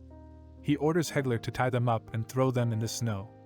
Hegler immediately takes on the task. Henry then confronts the exiles and introduces himself. The usual reaction comes again. He claims that the person they are thinking of is his magic teacher. Hegler and everyone else are surprised. He further claims that he arrived at Saljera to fulfill the will of his teacher. He apologizes for being late.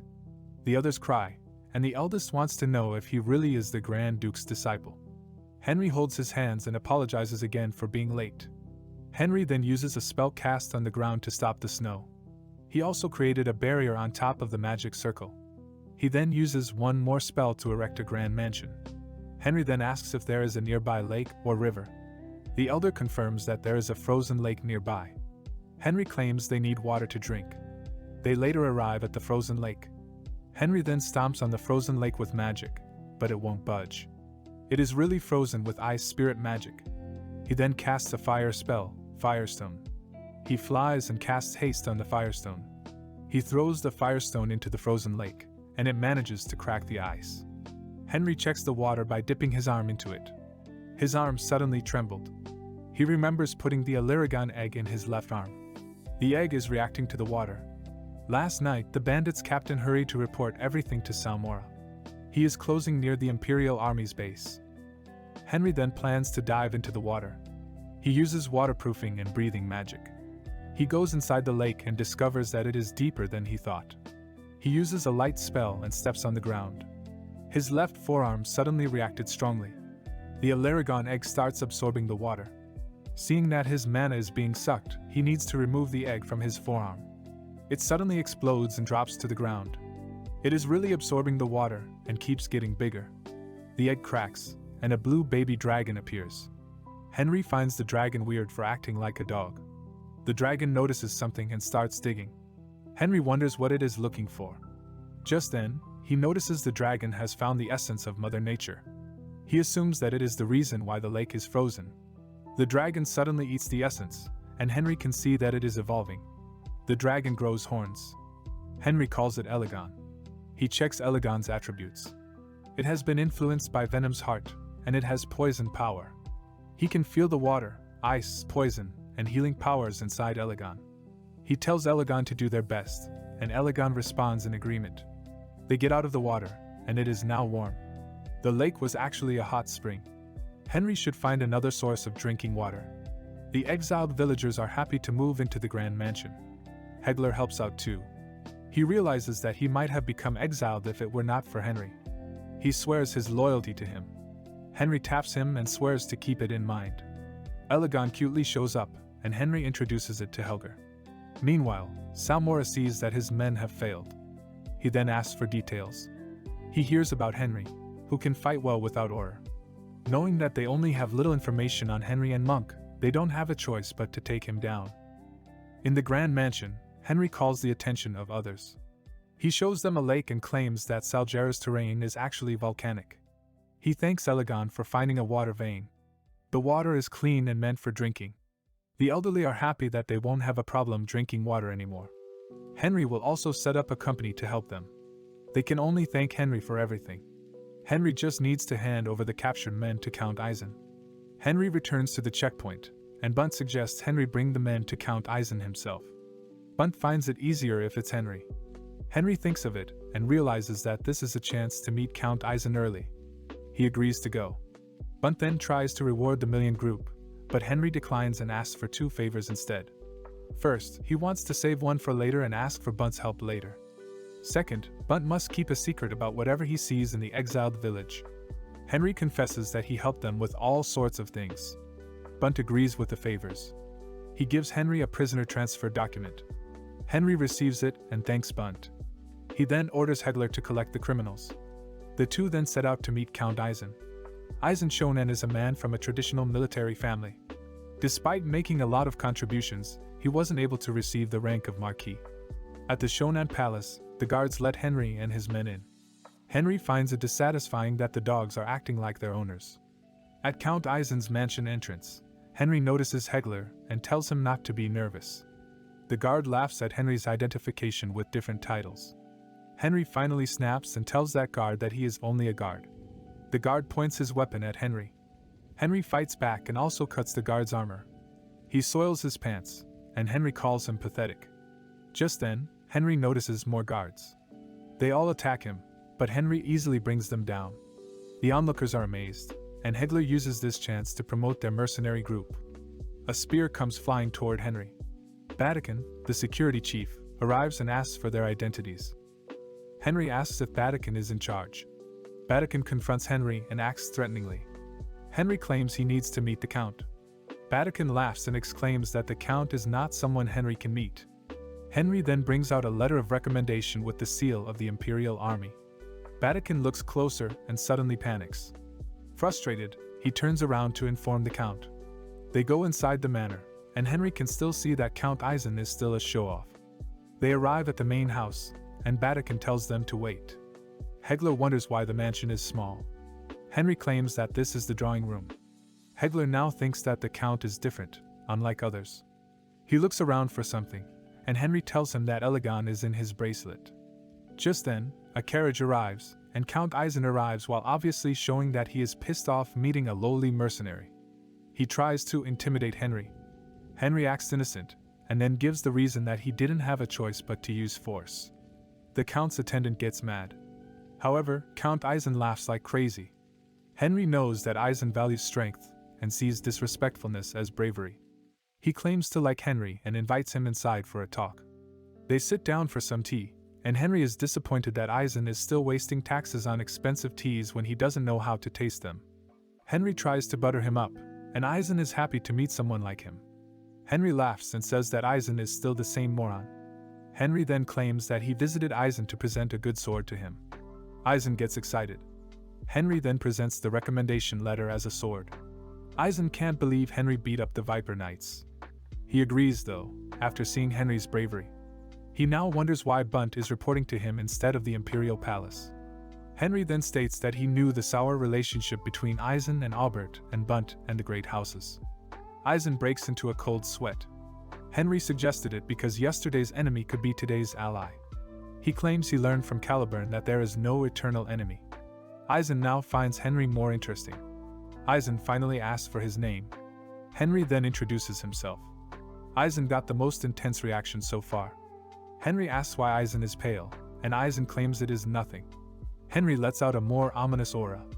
This is enough for him, since he declared war on an enemy from his previous life. Eisen finds it a creepy coincidence. Henry apologizes for the troublesome situation. Eisen then asks why Henry is offering this. Henry notices how Eisen suddenly becomes sharp.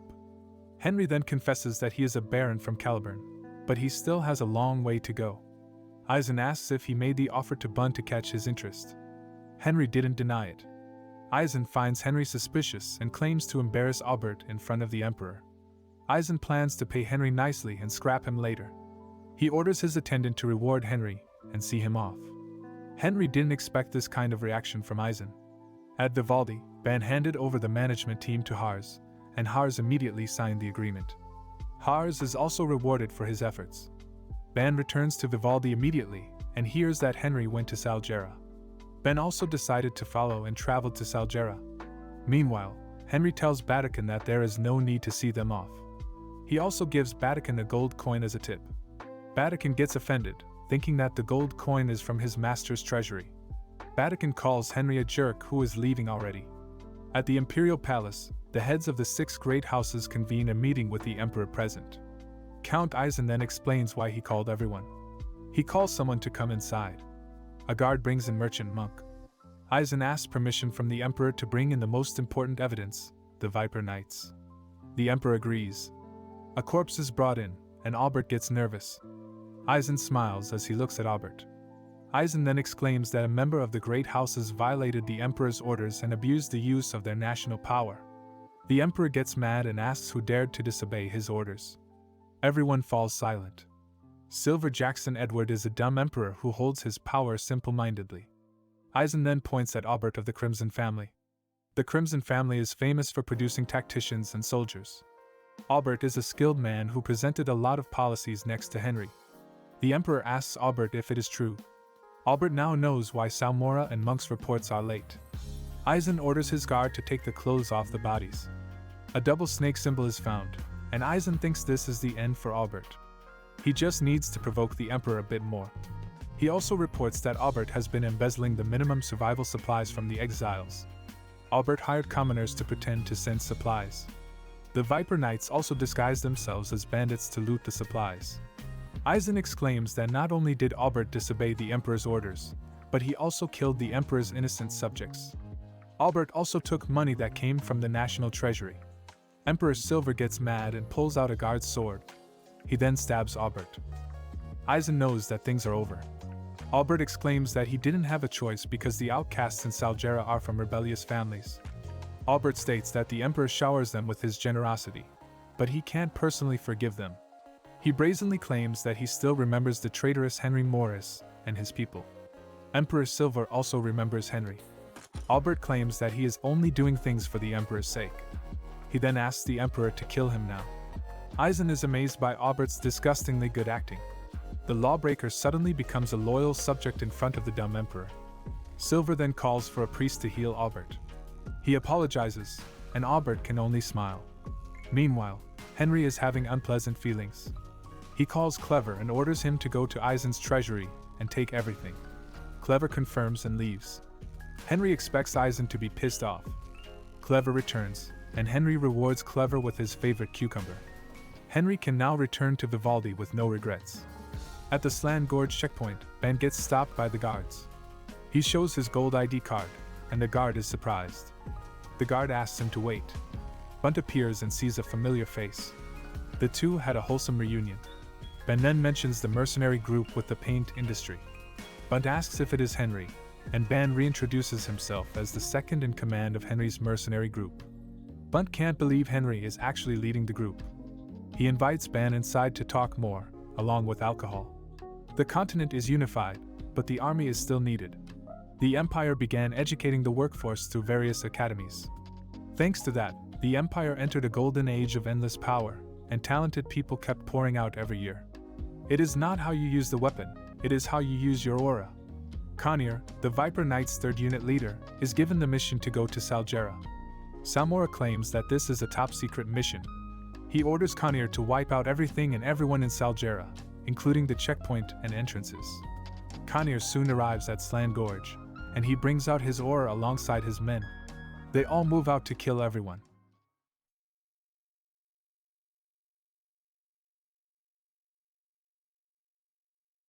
Previously, Kane arrived at Slan Gorge and ordered his men to kill everyone in sight.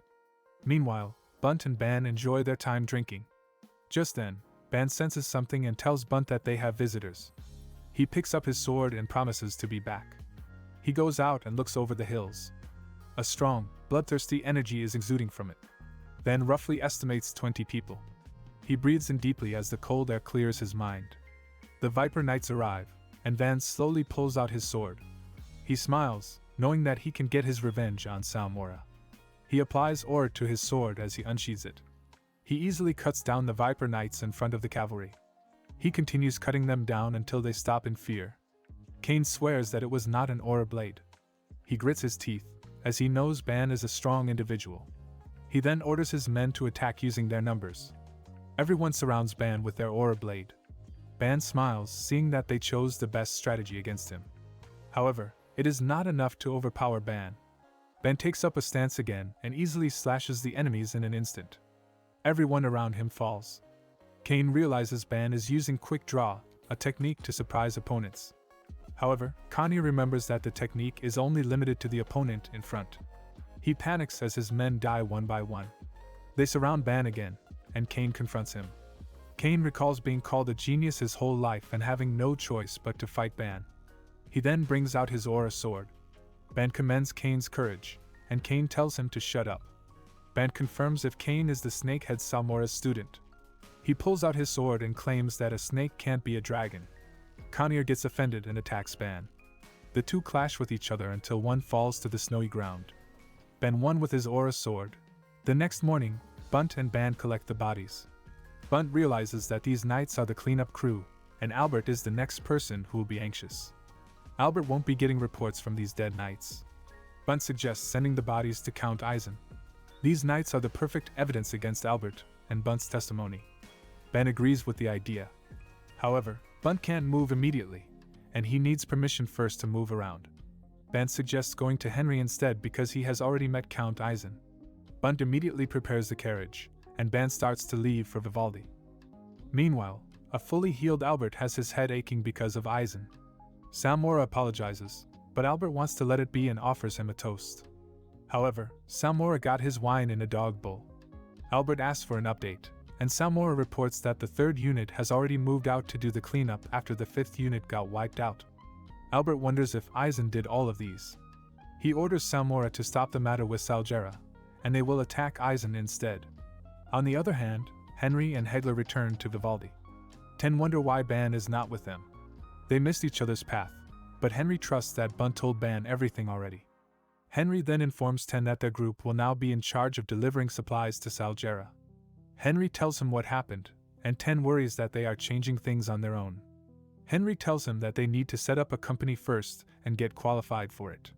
He claims Hegler is enough to handle the Salgera mission. Hegler worries, but Henry tells him that he will be using a subspace pocket instead of a carriage for delivery. Hearing that he is trusted, Hegler gets excited. Henry orders Ten to register their group with the Merchants Association while he goes to the Mercenary Guild. In the Mercenary Guild, Henry confronts the guild employee and insists that he knows about the paint industry. Henry brings out his knife and scares the employee. The employee swears to tell Henry everything. Henry asks again if he knows how the mercenaries experience casualties while the merchants are fine. He tries to pull out his sword, and the employee immediately prostrates before him. Henry notices how the employee is just too lazy to investigate things and seems unrelated at all. Henry then proclaims that 10 Million Company will be in charge of Salgera now. The guild employee worries that they need the Merchants Association's approval first. Henry scares him again, and the employee swears to get in touch with the Merchant Association's president. As expected, power is more useful than laws. Henry just needs to look for a subspace pocket. In the Empire, a worried Hiram comes to the magic tower after Salmora orders him to do so. He heard that the wizards are a bunch of weirdos. Hiram has no choice but to ask them for help to heal his arm. After he enters, he notices a book that asks him to write down the name of the person he is looking for. Hiram writes down Draken Lodic's name, and the book suddenly lights up. A strange light stretches outside and goes somewhere. A portal appears next to Hiram. He smiles as he walks toward the magic portal. Hiram immediately meets Draken and introduces himself. Draken tells Hiram to follow him so he can check his arm.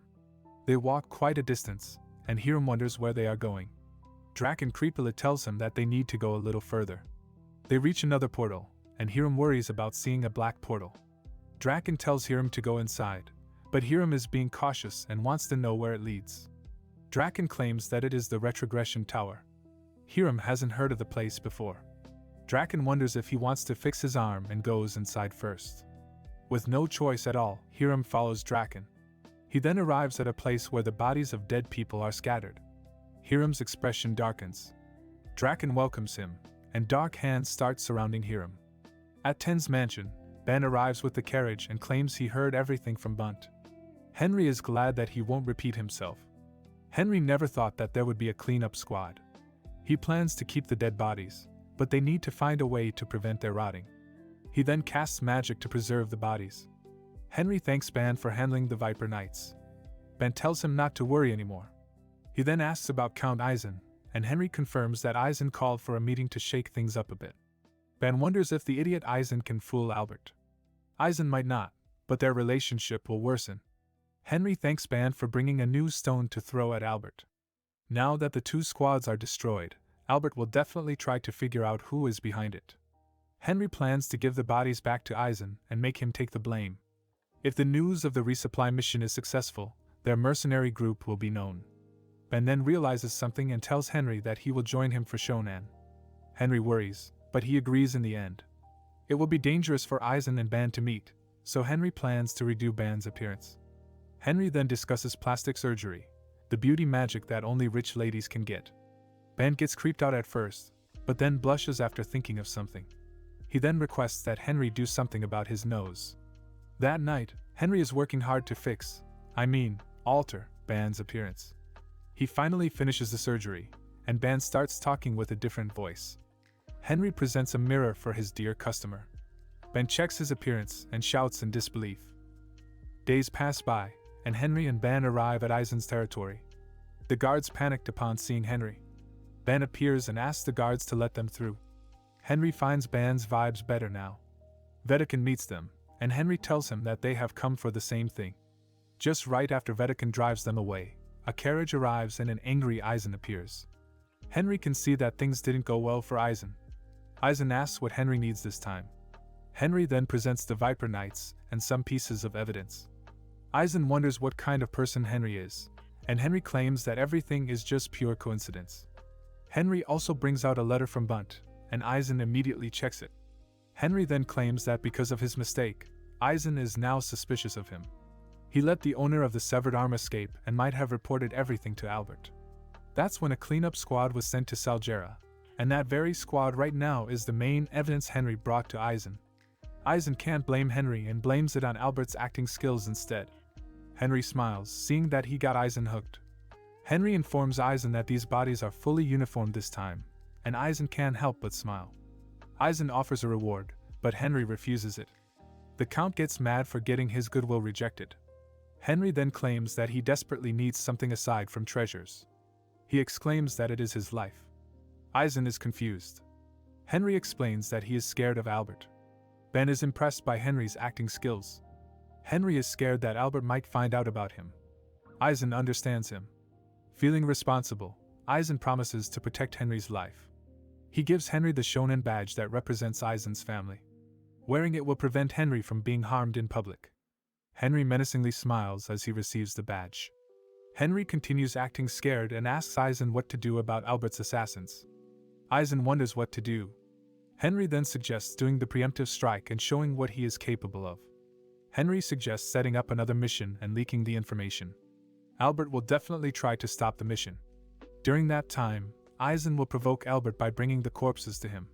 Henry claims that, despite being a strategist, Albert is physically weak and Eisen is way superior to him. Eisen menacingly stares at Henry and later laughs out loud after hearing a good idea. Eisen feels great that he found a great gem like Henry. Henry claims he doesn't deserve such praise, but Eisen proudly exclaims that he just doesn't praise anyone. After hearing that, Henry asks for one more favor. Taking them on, but Henry promises to bring Eisen's name to fame. Eisen then leaves it for Henry to handle. Days later, Samura visits Albert and enters his room. Just then, Albert grabs a plate and throws it to the surprised Samura. As Salmora bleeds, Albert asks if Salmora is even good at anything. A letter gets dropped, and Albert tells Salmora to read it. Salmora wonders what is wrong and reads the letter. His eyes widen after reading that Eisen got the clean-up squad's corpses. Albert gets mad and tells Salmora that Eisen shouldn't have gotten to him. Salmora can only apologize, but Albert doesn't need his apologies. Albert orders him to retrieve the corpses from Eisen. This will be Salmora's last chance. After he comes out of the mansion, a servant hands over a letter to Salmora. He reads it and grips it hard. Salmora gets mad and curses Eisen. Meanwhile, Ben wonders what Henry wrote in the letters. Henry claims he just provoked them and gave them a certain location and time to appear. Ben wonders if they will come. Henry did provoke Albert a little, but Salmora will respond for sure. Ben asks for the next step. Henry then plans to get Salmora first. Ben claims Salmora is strong and wonders if Henry can take him on. Henry looks at Ben and claims that it will be Ben who faces Salmora. Ben realizes that this is the price of changing appearances and agrees to take on Salmora. Ben reminds him not to be arrogant. Henry will use magic this time to fight and easily cut down the enemies. He won't hide his power because there will be no witnesses left afterward. They will clash in the Goen mountain range next to the Shonen countryside. Meanwhile, Salmora gets anxious that there is only one day left. He decides to use teleport. Just then, someone enters his office. It is Kyle, known as Kyle of Lightning. He is Salmora's hometown friend and the only magician he trusts. Salmora gets excited and starts telling his friend about his current situation. The next day, Salmora, Kyle, and their men meet up. Salmora brought in his disciple, Piff, and his squad, which is composed of sword masters. Salmora looks at the magicians brought in by Kyle. Kyle is confident with their skills, and they are all fourth circle masters. Salmora finds them reliable. They activate the teleportation magic, and Salmora announces their departure. Everyone later arrives at the Goen mountain range. Salmora then leads everyone to the meeting place. Minutes later, they meet Henry, who cheerfully greets them. Salmora wonders who Henry is, and the latter claims he is the one who sent the letter. Henry tells them that he was sent by Eisen to deal with them. He claims that 2 knights and 1 magician are more than enough. Kyle is confused, seeing that Henry is alone. He warns Salmora to be careful because the magician might be hiding. Salmora angrily asks for his subordinates' bodies. Henry points somewhere, and they discover the frozen corpses. Salmora unsheathes his sword, but Henry stops him, claiming that he is not Salmora's opponent. Henry claps his hands, and a teleportation spell appears under Salmora's feet. Salmora was forced to teleport, and Kyle can't believe what he just witnessed. He warns their men to be careful of Henry. Henry remembers Kyle as exceptional but has records of him going berserk. Seeing Kyle's disciples, Henry thinks this will be an interesting fight. Just then, he notices Piff on the sidelines. Henry decides to be careful around these two. He smirks and tells them to attack first. Piff tells his men that Salmora is still alive and orders them to attack. The knights charge toward Henry. Henry can see that Piff is different from normal soldiers. Meanwhile, Salmora wonders what just happened. Just then, someone attacks him in surprise, but Salmora quickly deflects the sword. He then sees someone approaching. Ben tells Salmora that it has been a long time. Salmora asks who he is. Ben laughs as he finds the situation quite fun. He tells Salmora to swing his sword instead of talking too much. Salmora thinks the man knows him too well. Ben then offers to reveal his identity if Salmora defeats him. Salmora then raises his sword to make Ben regret his words. Ben brings out his bloodthirsty ore as he recalls that Salmora is one of the most active contributors in the kingdom. Salmora can feel the intense bloodlust and wonders what is the identity of the man in front of him. Salmora's stance gets heavier as he brings out his ore. He plans to use his full power. Ben smiles as watches Salmora's serious expression. He points out his sword and asks the blue serpent to attack him. Salmora gets mad and attacks Ben with an aura slash. Ben smiles as he receives the attack. However, Salmora notices him disappear. Ben asks Salmora where he is looking and attacks from behind. Ben tells Salmora to look at him. Salmora quickly turns around and blocks Ben's attack. Salmora grits his teeth and parries the sword. Ben notices how Salmora's skills got dull. Ben then uses his special technique and breaks the dimension. He quickly moves and attacks with his bloodthirsty aura with his signature skill. As Salmora tries to block it, he recognizes the skill. He blocks the attack until his sword crumbles. Salmora recognizes the galaxy downpour. On the other side of the mountain range, the knights attack Henry altogether. The magicians start casting their magic. Henry can see that the knights are buying time for them. He orders Clever to get ready. Henry uses Blink and surprisingly appears in front of Kyle. He uses magic armor and attacks the surprised Kyle. Henry can only smirk. Piff is offended that a magician is imitating a swordsman. He is really offended and kicks Henry with aura. Seeing Henry fall to the ground, Piff uses this chance to finish off Henry. However, he felt something on his back. He was stabbed by his allies. The wizard behind him is just frozen in place while calling his master. Piff suddenly feels sick and falls to the ground. Henry laughs as the poison hits Piff. The wizard also starts acting up and falls down. Kyle orders his men to detoxify the poison. Everyone uses the cure, but in the end, Piff dies. Kyle can't believe a sword master died just like that. Kyle is creeped out that all of this is happening because of Henry. Henry stands up as he claims that he almost died. He commends Clever, who appears beside the unconscious wizard. Henry finds his poisonous blood useful and assures Kyle that his disciple didn't betray them. Everyone is in a state of panic. Henry menacingly smirks, and Kyle gets angry and starts a magic spell chant. Henry wonders if it is memorize. Henry uses Blink and grabs Kyle's mouth. He uses a freezing spell to stop Kyle's chanting. Kyle's disciples run to save their master, but they are too slow. Henry quickly gets behind them and knocks them out. He suggests the wizard's workout. The knights charge at Henry. Henry clicks his tongue and raises an iron wall to stop them. Henry turns his attention to Kyle and grabs him. They fly to the sky, and Henry freezes Kyle's legs. He also uses freeze to create a block of huge, sharp ice on the ground. He tells Kyle goodbye and lets go of him. Kyle falls on his own, and seeing the sharp ice makes him think that everything is now over. Just then, Henry freezes Kyle at the moment that the wizard almost reaches the sharp point. Kyle is just there, looking like a fancy ice decoration. Henry claims that a wise teacher gives a chance to his foolish student. Henry feels bad looking at the sword masters. He wants to learn the terror of a wizard. Henry continues invoking magic, and the knights start running away. Henry feels good about killing the knight's pride. Thunderbolts start roaring, and Henry orders them to get off. The running knights are bombarded by lightning magic until nothing is left. Meanwhile, we can see Ben using his technique again.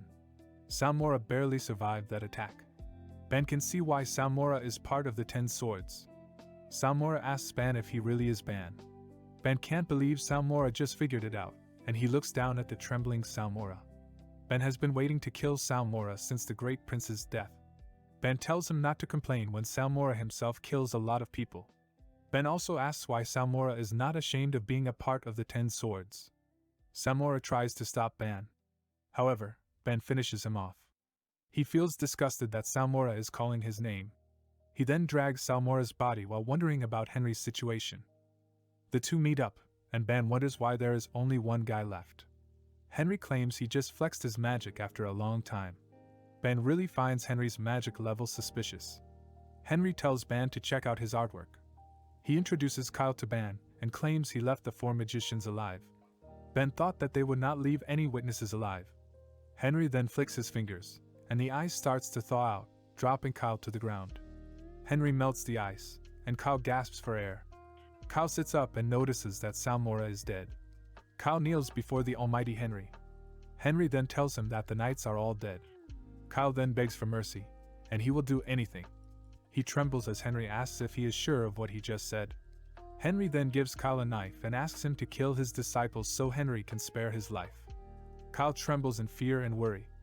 The two villains start glaring at him and tell him to prove it with actions. Kyle moves as he apologizes to his disciples. Just when Kyle is going to stab one of his disciples, Henry intercepts the knife and claims that Kyle has already proved his usefulness. However, Henry never said anything about sparing Kyle's disciples. The wizards are the Empire's property. Kyle took them out using his name, and if they are found dead, he will be labeled a traitor, and his future is as good as over. Kyle asks Henry to spare his disciples' lives because they were only following him. Henry smiles as he sees that Kyle has already calculated everything. Kyle asks again for mercy, but Henry points out that Kyle almost killed them a while ago. Henry then decides to spare them, but he wants Kyle to pay for their lives using every ounce of his capability. Kyle swears to bark like a dog if he has to. Henry then brings out a narworm, a worm that nests in a magician's heart and explodes under stress if no mana is supplied. Kyle accepts his fate, and the narworm gets into his body. It crawls into his arm until it reaches his heart. Kyle's mana is now consumed, and only Henry can remove it or resupply the mana once a week in Vivaldi. If Kyle fails to meet Henry, his heart will explode. Henry introduces himself, and Kyle gets flustered hearing his teacher's name.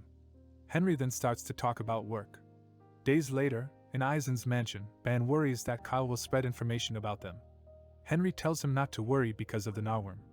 Despite being scorned by Vatican, he and the other soldiers still salute Henry and Ban. Henry laughs at him and proceeds inside the mansion. Eisen happily welcomes Henry. He wonders if Henry really killed Salmora. Henry tells him to check the carriage. Eisen is surprised to see the heads of Salmora and Piff. Eisen commends Henry for his job.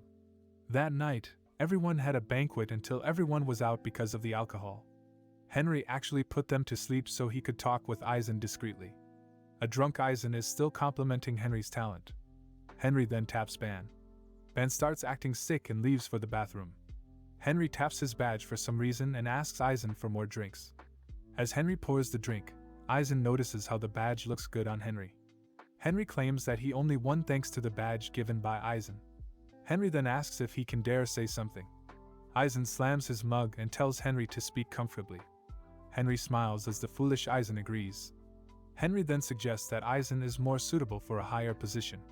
Eisen laughs out loud and claims that he is ambitious. He then asks for Henry's suggestion to get him promoted. Henry claims they can only talk about it after they succeed with the second indictment against Albert. Eisen wonders if Henry doesn't trust him. Henry denies this and claims that it is good to have a great assistant like him around. Eisen finds Henry too arrogant. He then decides to give Henry a second chance and a chance to be his assistant. Henry respectfully bows to Eisen as he swears to do anything that Eisen orders. Henry will make another version and report back to him. Meanwhile, Albert wonders why Salmora is not contacting him after 3 days. He wonders if he was fooled by Eisen. Just then, his servant comes running and informs Albert that Eisen called for an indictment again. The Emperor meets the Marquises and counts that night. Seeing Eisen smile, Albert wonders what he is up to again. Eisen keeps smiling at the scared Albert. The Emperor wonders if it is about Albert again. Eisen did call for an indictment, and the Emperor asked Eisen to tell them what was going on. Eisen then claims that another shameless person has deceived the Emperor. The foolish Emperor asks, "Who is it this time?" He claims it is Marquis Albert again. The Emperor asks for more details. Eisen claims that he has more evidence this time. The Emperor gives his permission, and the evidence is brought in.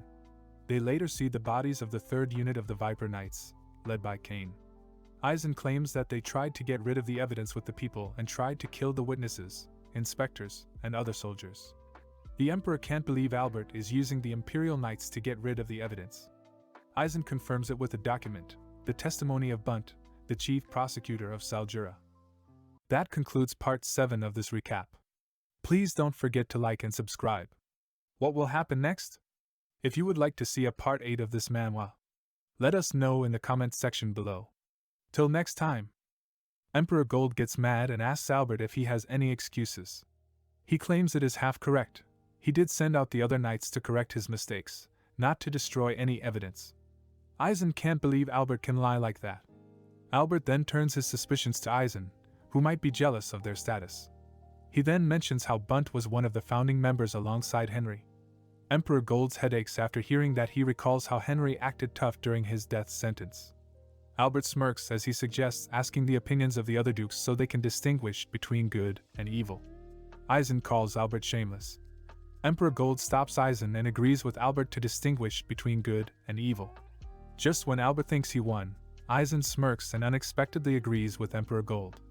He then orders someone outside the door to bring in what he brought. Kale is brought in along with Salmora's and Piff's dead bodies. Eisen presents them as the second piece of evidence. Albert is obviously angry.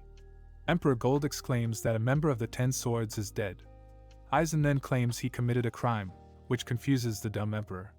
He claims he killed Salmora, Piff, and their men and had no choice but to do so.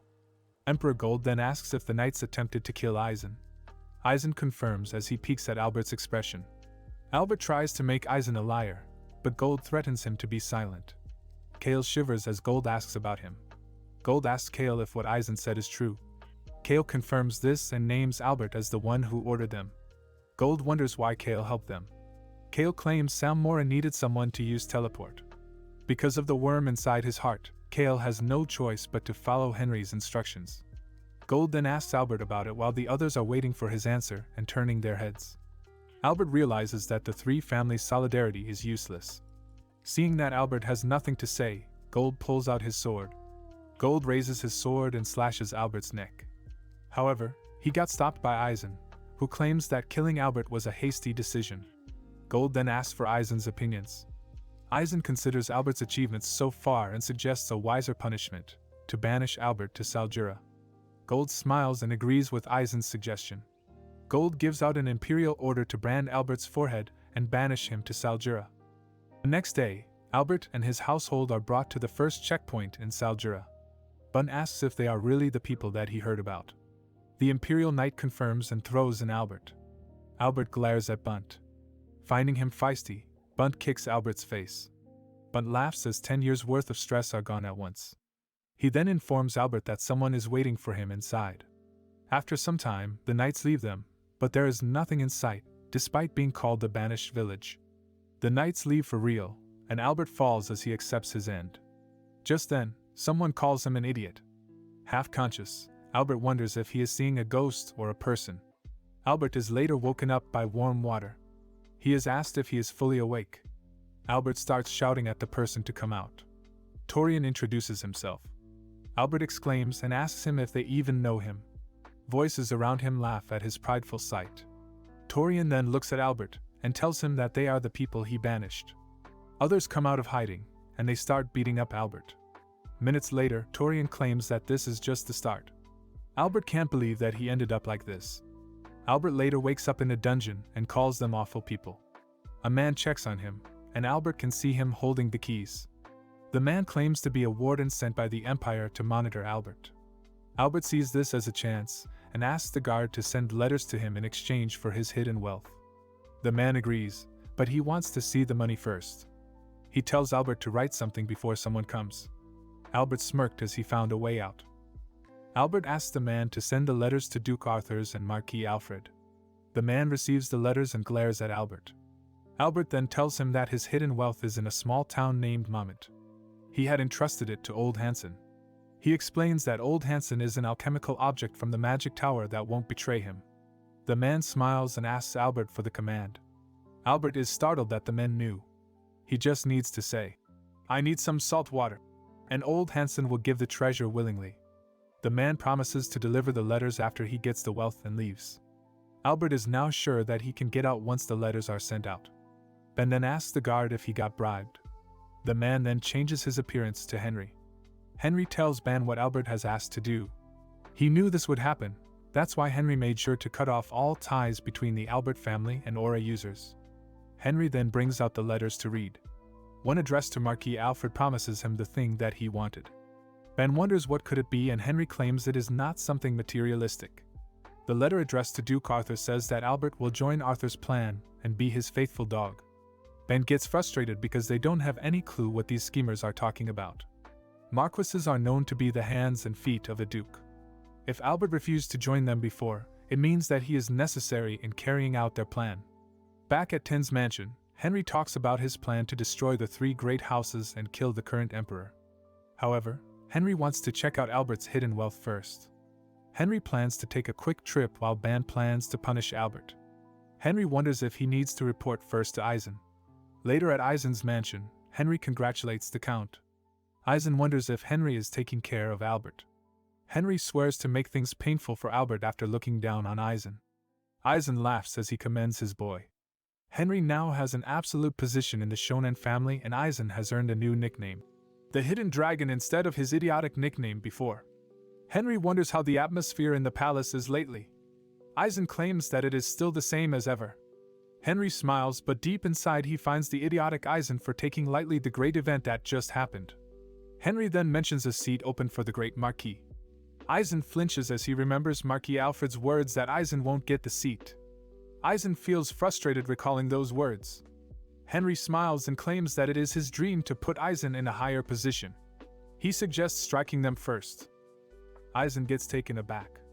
Henry explains that instead of waiting for the three great families and the Emperor to choose a Marquis, Eisen should propose first that the great Marquis will be selected fairly. He needs to offer a different approach to draw the Emperor's interest. Henry suggests setting up an honorable duel among the nobles. Eisen can see that it is not a bad idea knowing that the three great houses are military households. Henry then asks to participate, claiming that victory will shine brighter if a vassal of the family participates. Eisen smiles and laughs out loud, claiming that he can always rely on Henry. Eisen claims the Marquis seat is as good as his. Henry then bids farewell to take care of something. Eisen tells him to use his name proudly if Henry gets in a quarrel because Henry is his reliable vassal. Eisen brightly waves goodbye at Henry, who just got an enemy that became a strong ally.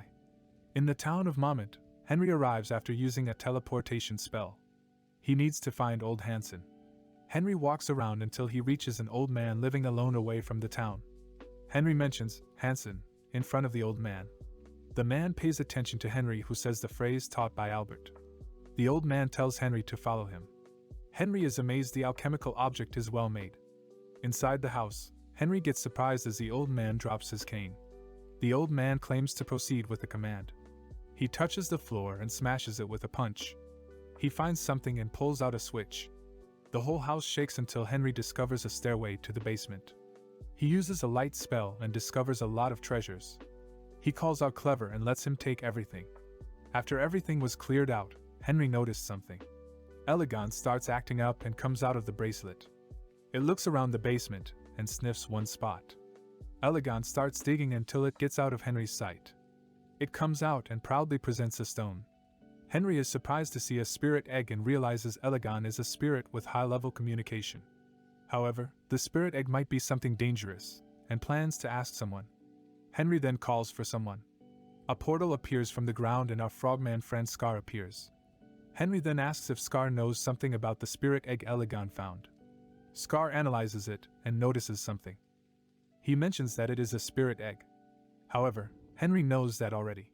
Scar claims that he doesn't know anything other than that. Upon a closer look, Scar mentions that it is not from the human or natural world. Scar can smell the same scent as him, a special spirit from the spirit world. He wonders if Henry knows spiritists, but Henry has no idea at all because the spirit department and spiritualists are under Alfred's care. Alfred Etherweather is a talented spiritualist who has not been on good terms with Henry in the past. They are technically enemies. Scar feels bad that he can't help Henry further. Henry has no choice but to keep the spirit egg and put it in his arm. In the Imperial Palace, a meeting is convened to fill the vacant position of Great Marquis, and Henry strictly taught Eisen enough to lead the conversation. However, Gold immediately nominates Eisen because of his recent deeds. Marquis Albert insists on doing it the proper way and claims that ability should also be honored. Gold continues listening. Alfred wants to give everyone equal opportunities. Gold likes the idea and asks for more details. Eisen agrees with Alfred, and Gold is impressed with Eisen as the true loyalist of this era. Eisen thanks Gold for his words and realizes it was worth practicing with Henry. The others are confused as to why Eisen easily agreed and wonder if he is really a hidden dragon. Gold then asks for good ideas. Eisen then proposes having official duels assess their abilities. Gold is impressed at how Eisen used his brain for once. Alfred looks shaken and acts angered by the idea of household heads pointing swords at each other. Everything is going as Henry said, and Eisen acts alone. Eisen claims he didn't mention the heads dueling and is only suggesting a gentleman's match. Alfred is surprised, making Gold laugh out loud. He finds Eisen's proposition interesting. Just when Gold is going to announce the event's approval, a guard barges into the meeting. Gold finds out that a rebellion is happening in the desert kingdom of Sahatra, and the capital is overthrown. Gold gets mad as he gets stabbed in the back by them. He sits down after getting dizzy and wonders what to do. Eisen tries to say something, but Duke Arthurs intervenes. He suggests sending the counts to suppress the rebellion. Since they want to check the abilities of the counts, this is another way to judge their abilities. The counts can also use their soldiers to form a punitive force. Gold likes his suggestion, and the counts are threatened. Henry did say to make any unexpected proposals that may come up, So Aizen went ahead and promised to do his best to subdue the rebellion. The others fall silent.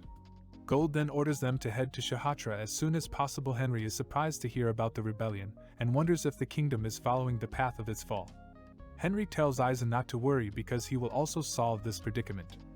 Aizen wonders if Henry will. Henry assures him and asks about the other Count's forces. Aizen simply explained it. Count Ag is the commander of the spear unit, and Count Falcon commands the archers.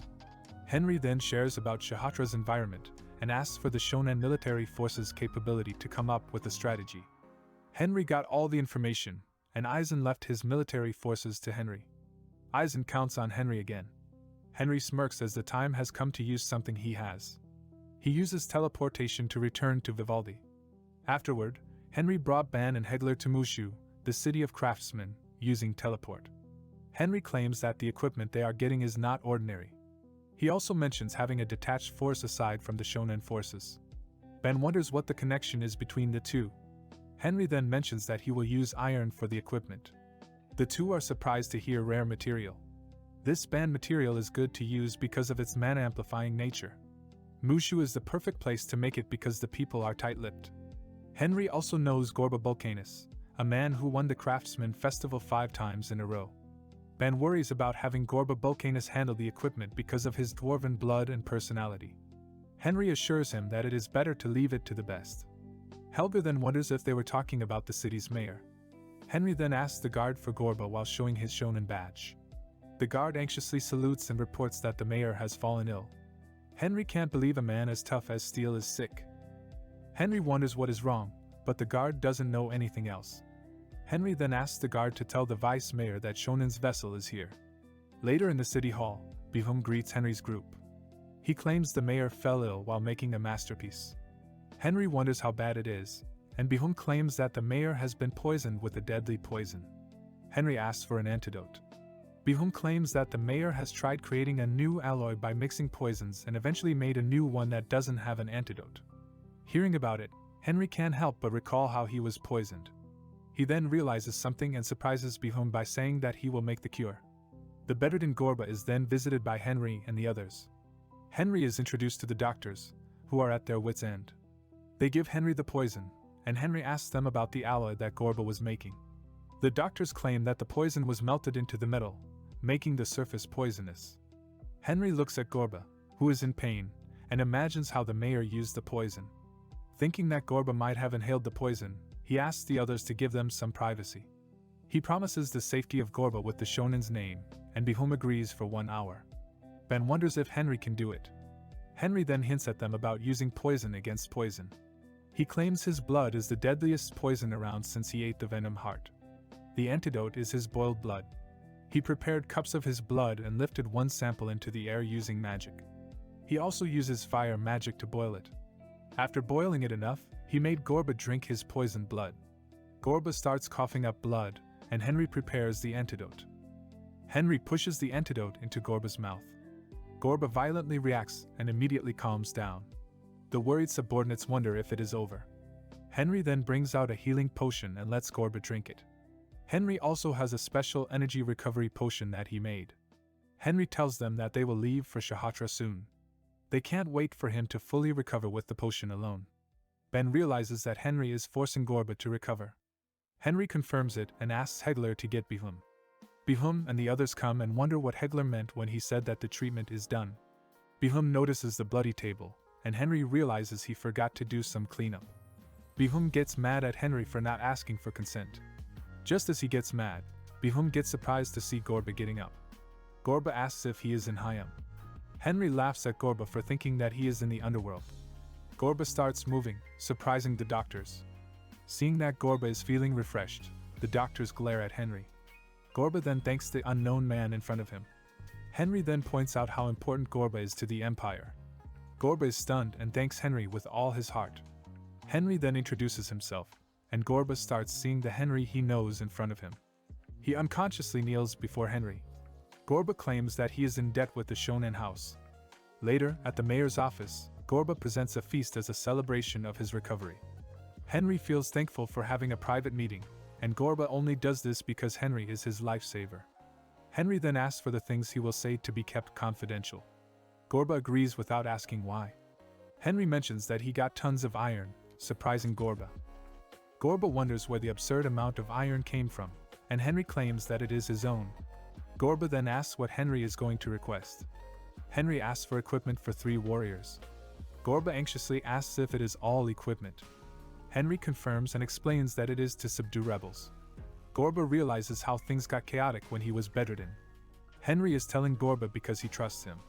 Gorba thanks Henry and confirms the order. He wonders if that is all. Henry gets silent all of a sudden. He puts down his cup and asks for a personal request. Henry then mentions perfecting the poison that Gorba failed to create. Gorba wants to perfect it. Henry claims he can help Gorba succeed in making it, surprising Gorba. Henry then explains that Gorba failed to control the synthetic poison, and Henry treated him by fighting the poison with another poison. Gorba realizes that Henry used a stronger poison than the synthetic poison. Gorba laughs and asks what Henry needs. He will do anything to perfect the poison alloy. Henry wants Gorba to sign a technical agreement with Henry's mercenary group. Gorba gets flustered. Henry knows that Gorba doesn't want to be exclusive to one group because of his beliefs. Henry then gives out the conditions of monopolizing the inventions for a year, and releases them after that. Gorba agrees and asks for the other condition. Henry mentions a cooperation agreement that will unite the free cities and strengthen their operations and power. Vivaldi and Enkelman have already signed the joint agreement. Henry claims the free cities may lose their autonomy to the Empire anytime soon. Gorba wonders what is happening. Henry then shares the news about the Crimson Great House being banished to Saljura. Gorba asks if it is about Count Albert. Henry shares the recent happenings in the Empire while Gorba is bedridden. Henry also claims that some nobles are targeting the free cities as their own. Gorba is in a cold sweat. Henry did exaggerate on that part, but it is mostly true.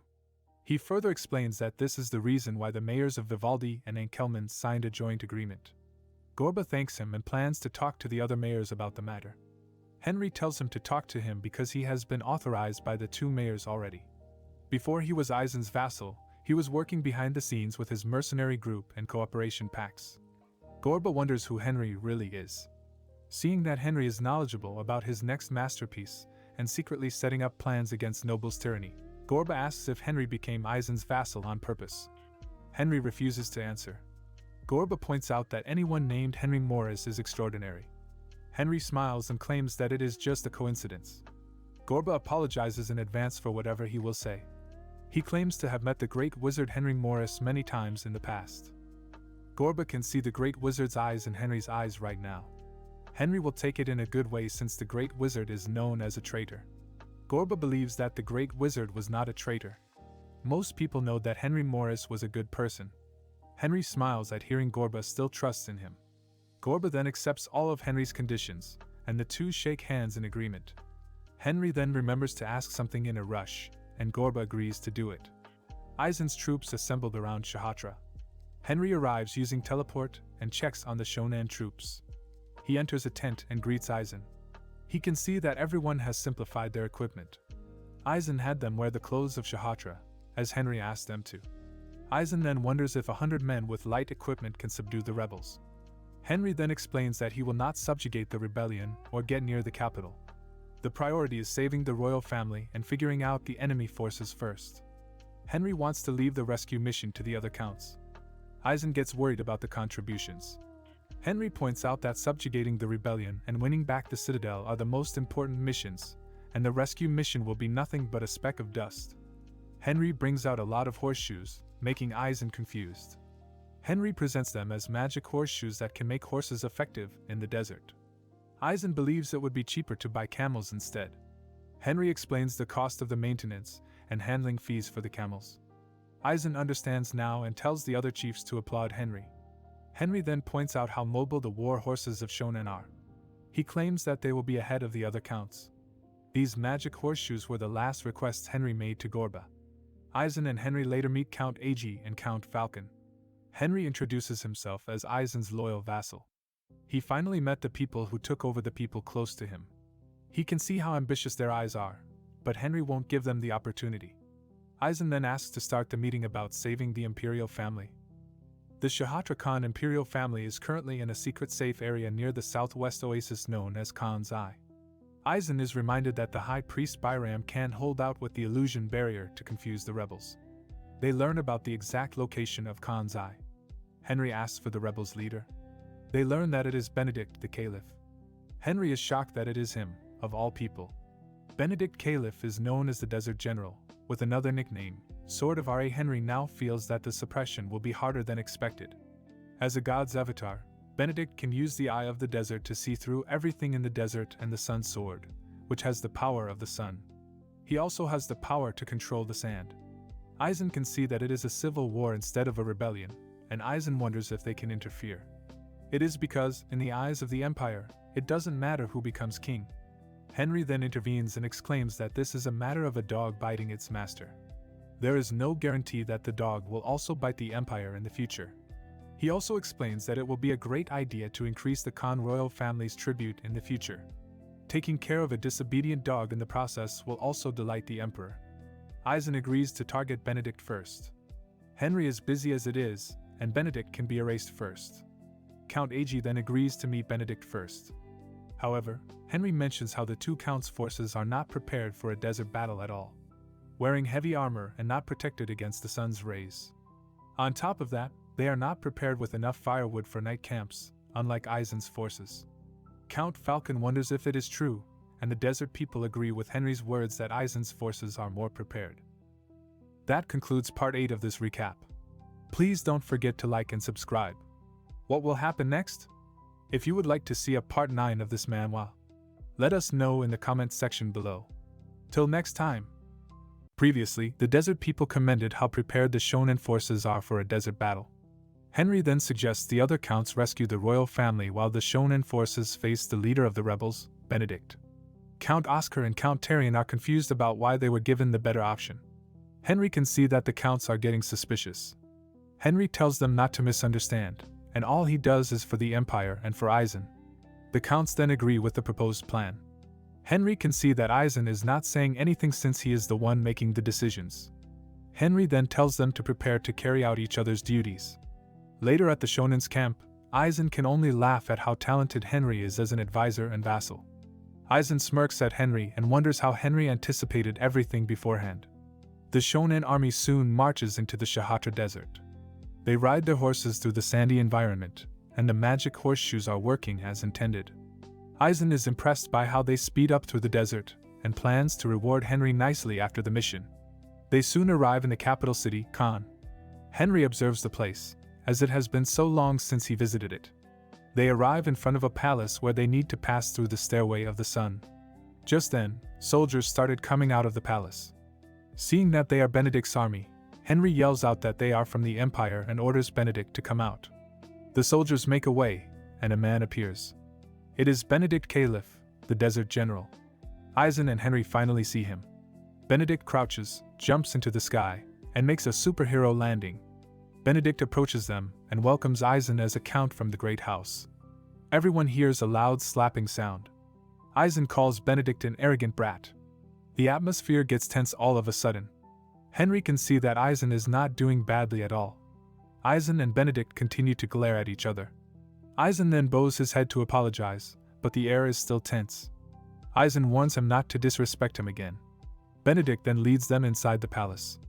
The staring contest finally ends. Inside the palace, Henry can notice that everyone is anxious around Benedict. Henry can see that Benedict is showing the signs of a tyrant. Henry can also see traces of the civil war. In the inner palace, Aizen can see that the king's throne is not being used. Aizen asks again if it is a rebellion, but Benedict corrects him that it is a fight within the family. Aizen has no interest in asking Benedict for his rebellion's reason. Aizen gets serious, and wonders if it is fine for him to take the royals who ruled over the kingdom. Benedict claims that it will be difficult because the Shahatra throne can't be simply given. He mentions how it is not a simple matter to resolve easily. Aizen asks why. Benedict explains that there are a lot of formalities to inherit the throne, and the current royal family is needed. Aizen gets mad and asks Benedict to tell him all of those formalities. Henry can see that Benedict is still being arrogant. He can see how Benedict wants to go head-to-head against Aizen. Benedict then explains that the sigil to be the king of Shahatra is still with the Khan. It is the mark of Ra, the only god who rules under the sun of Shahatra. The ruler of the desert is the son of Ra.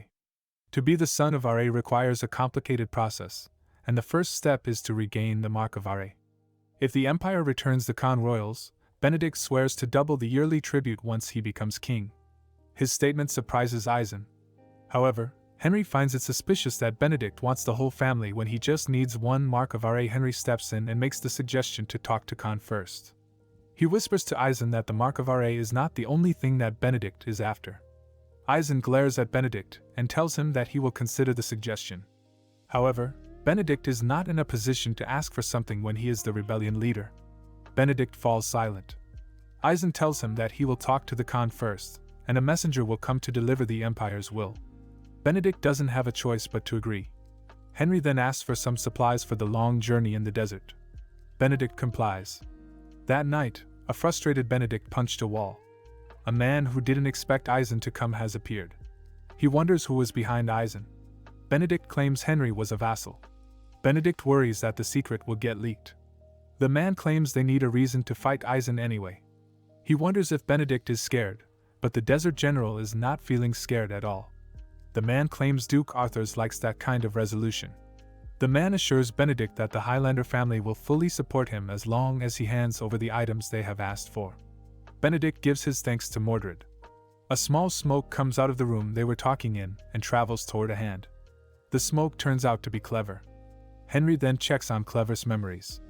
Henry menacingly smiles as he finds out that Arthur's Highlander is the one behind everything. The next day, the Shonen forces travel back to their command headquarters with ease.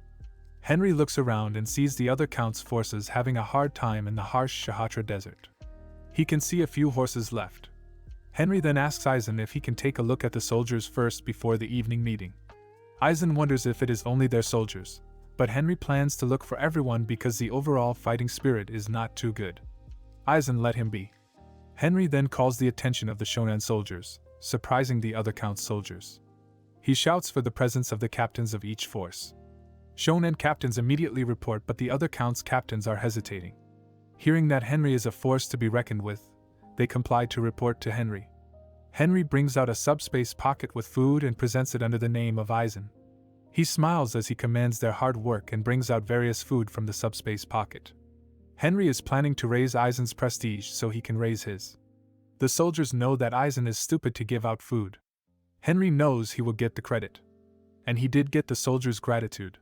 Henry claims it is from Eisen, but the soldiers know the best. Everyone thanks Henry again. A meeting is later conducted with Hararian Khan III. His father was a former general who ruled the desert. Eisen then immediately talks about Benedict's offer of doubling the tribute. Hararian took the news calmly. He claims that Benedict is leading Eisen to a lie. An increase of 50% is already difficult, so twice as much is far from impossible. Hararian further claims that Benedict was just mocking Eisen and had more ulterior motives to get the royal family. Henry can see why a scrawny man became a king. A curious Eisen then asks the Hararian for more information. Hararian then asks them if they know anything about Ra. Eisen knows that Ra is a god that the Shahatra people exclusively believe in. Hararian tells Eisen that he is correct. However, Ra is not the only god that they believe in. He claims that there is also Janus, who looks after the afterlife and death. Henry had never heard of Janus before. People chosen by Ra can borrow the power of Ra and can also borrow the power of Janus. Eisen wants Hararian to get to the point. Hararian then mentions how Benedict wants the king's sigil. Eisen does remember it. The mark of Ra. Henry then concludes that Benedict can also get Janus powers. Hararian agrees. Henry wonders what Janus powers hold. Hararian claims it is better to show it than explain it. He asks if they have any animals left. A live chicken is immediately delivered, and Hararian starts using black magic. The chicken shrivels and gets covered with an ominous aura. Hararian drops it to the ground, and Eisen wonders if it is dead. To their surprise, the chicken starts gawking again, and Hararian claims that it will now live forever. It will always writhe in agony and won't ever die. Henry now realizes that this is Benedict's true goal. Eisen and Henry look at each other, and Eisen smiles as he claims that Benedict was just making an excuse. Henry now thinks things are getting interesting with black magic and Arthur's Highlander. Later, Henry suggests protecting the royal family, but Eisen finds it troublesome. Henry mentions the Khan's influence after the suppression. Because Henry mentioned it, Eisen will do it. Henry then asks to leave to prepare some things. He wants to give other forces magic horseshoes. Eisen claims that the other forces are their rivals. Henry asks Eisen to overlook it with a generous heart because he will be the one to rule over the 2 counts later on. Eisen got hooked, but Henry claims that the horseshoes were put on Shonen's tab, and he apologizes. However, those horseshoes are only gifts from Mayor Bulcanus. Henry already had a deal with the mayor, and he will take this opportunity to promote the item to rake in some cash. Henry promises Eisen to refill the coffers with things of equal value. Eisen feels proud of him and reminds Henry to use the shonen name however he wants. Henry smiles and thanks the idiotic count with a poker smile. Henry comes out of the tent and notices something strange. Seeing everything distorted, he knows it is an illusion. After feeling his surroundings, Henry knows that only Byram, Shahatra's high priest, can do this.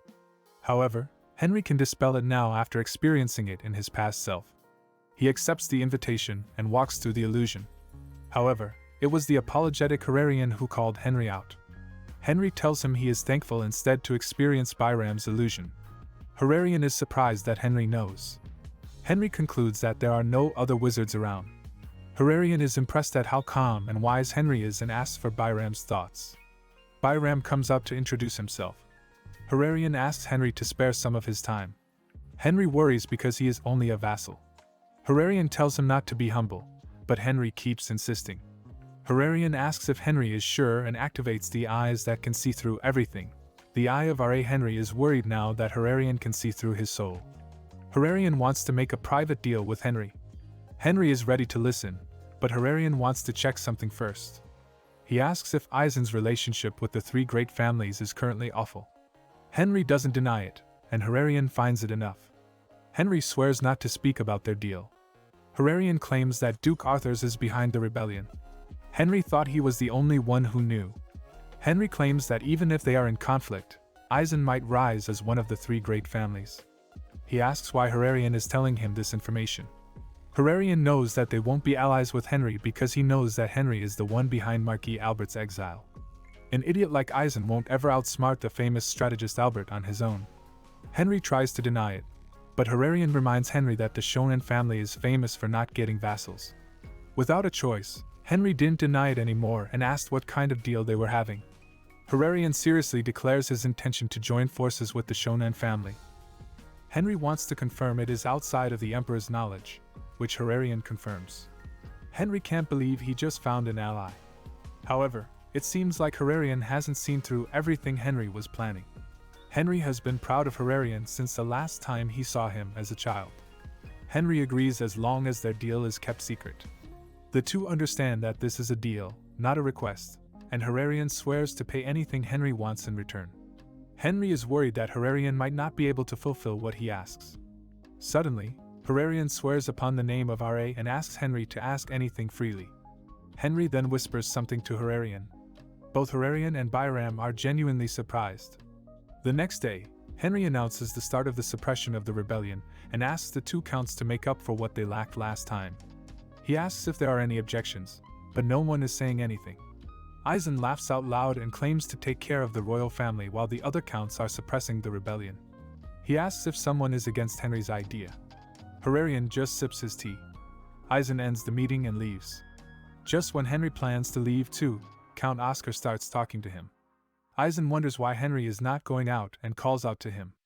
Henry gets flustered and makes up a reason.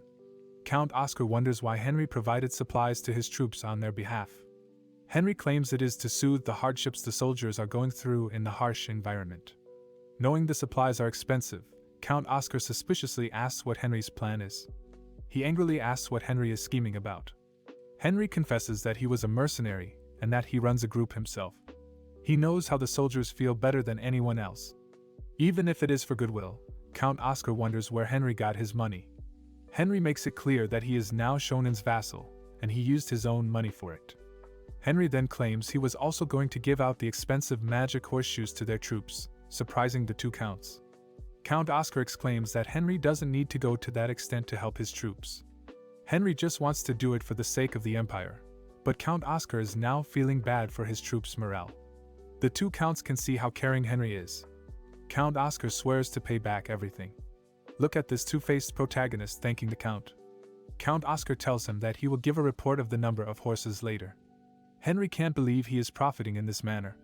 Hararian chuckled as he kept using the Eye of Ra. He finds Henry incredible. Later, mercenaries are chatting about the two counts' recruitment for additional soldiers. If they get in and the two counts become marquises, they will get tons of money. However, they wonder why Eisen is not recruiting any soldiers. That night, a tired Oscar is down because he has to take orders from the likes of Eisen. Just then, the head butler, Hoden, informs him that Oscar has a visitor. He gets mad because it is already late. Hoden gets flustered and informs Oscar that his visitor is Duke Arthurs. He gets shocked for a second and asks Hoden to joke around. Hoden tells Oscar that Arthurs was in the living room moments ago. Oscar then decides to go. He steps into the room, and Arthur greets him. Oscar apologizes for being late, but Arthurs says the same for barging in uninvited. Arthurs apologizes gracefully once again. Oscar might believe the rumors that Arthur's ancestors were elves. Arthurs asks about the progress of the suppression. Oscar reports that it is going well, and Arthurs commends his spirit. Arthurs then claims that it would be better for someone like Oscar to work for him as one of the heads of the three great houses. He claims it is weird for a backstabber to become a member of the three great houses. He apologizes for the nonsense that he just said and leaves, hoping that they will have tea time next time. Oscar suddenly gets anxious. Back in Mushu, Vulcanus assures Henry not to worry and to continue with his business comfortably. Henry brings out a payment, but Vulcanus refuses to receive it from his savior. Henry insists because it is a payment for tons of horseshoes. Henry tells Vulcanus that he will be burdened the next time he makes a request. Vulcanus agrees to accept it not for labor costs but for the materials. Henry grabs Vulcanus' hand and gives him another payment for his gratitude. He leaves, as he entrusts everything to Vulcanus. Henry teleports back to Ten's mansion. He noticed something strange and looked around, seeing the sparkly surroundings. Ten appears to greet Henry. Henry is confused. He is being called a lord. Ten reminds Henry that he is now a vassal of the Shonen family. Irritated, Henry knows Ban ran off his mouth. Ten also feels jealous of Ban's handsome transformation and wants to try plastic surgery too. Henry sighs and asks for Ban and Hegler. Ten informs Henry that they are currently training. Ban parries Hegler's attack and calls him slow.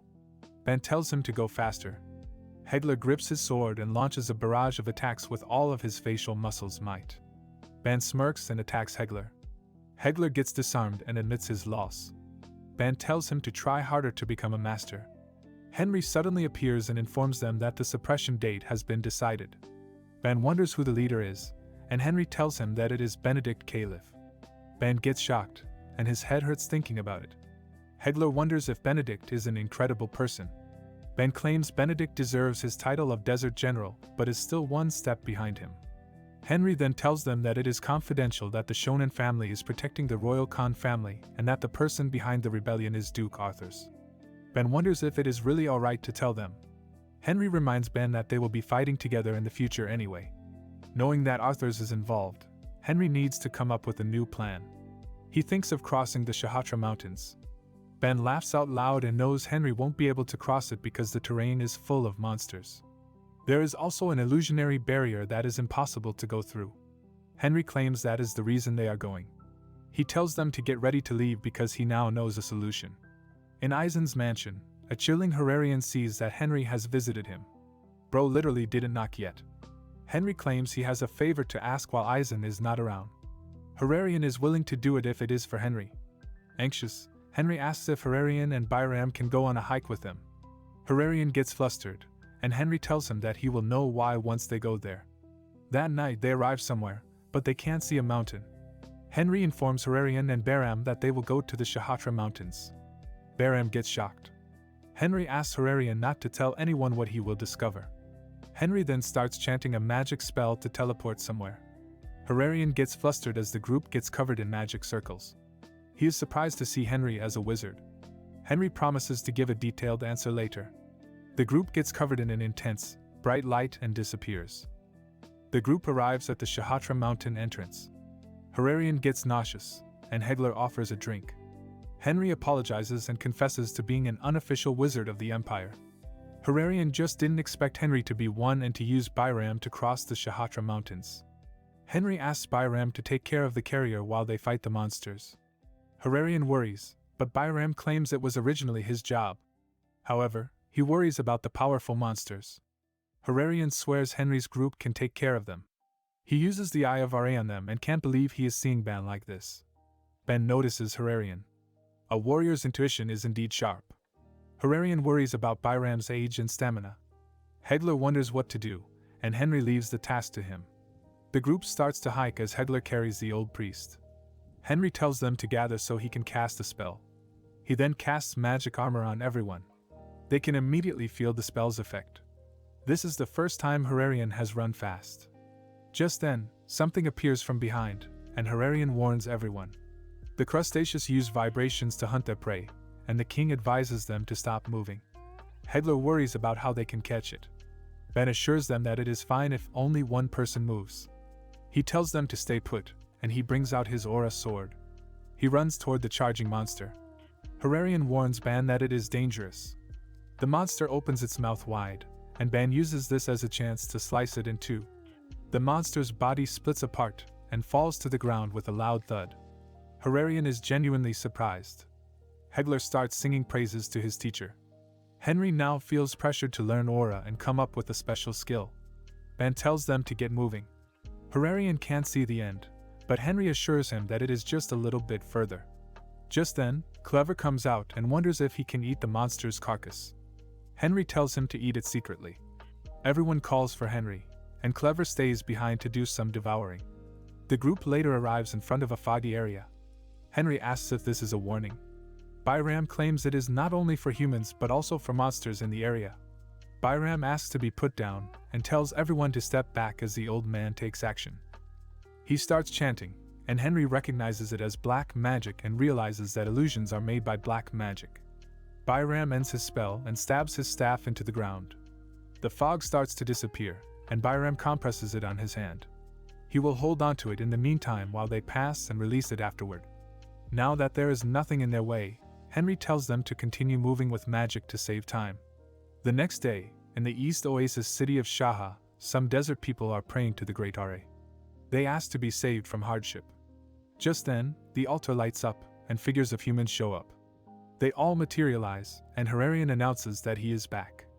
The ones praying are shocked to see their king greeting them casually. They all ran to hug him. Henry can only smile. Later in the meeting, Byram wonders if Henry's plan will work. Henry can't say for sure, but he still asks for Hararian's agreement. Hararian wants to proceed with the plan because he knows Henry won't fail. He asks for his people, and they all agree with their king's decision. Henry commends their loyalty in this situation.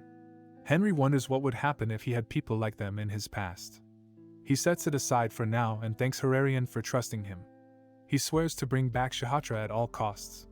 Back at the siege camp, some guards are talking about how the priests are resisting. One of them laughs at how pitiful the priests are.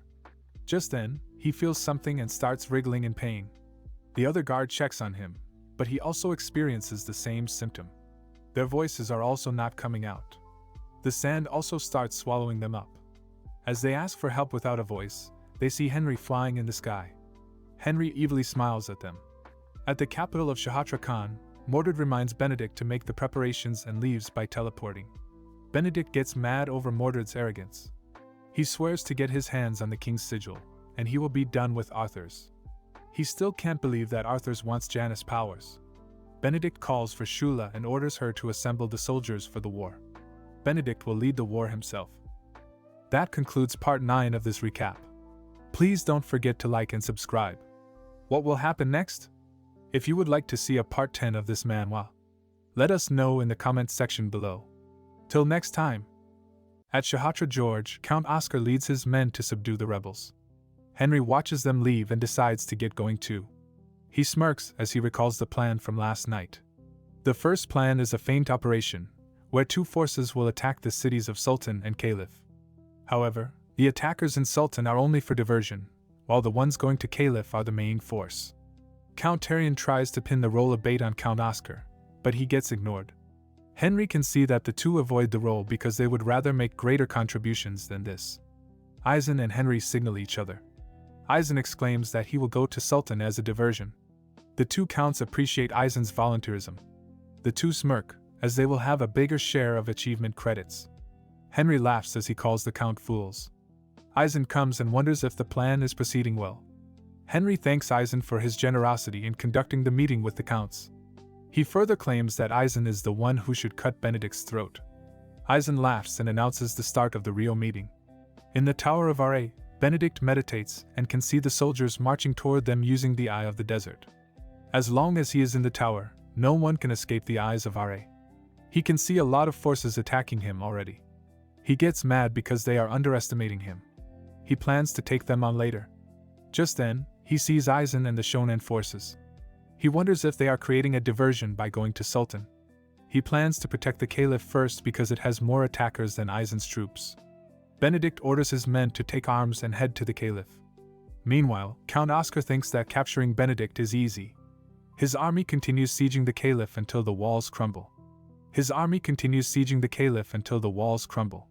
Count Oscar orders his men to charge inside. One of the soldiers notices something and announces that Benedict has just arrived.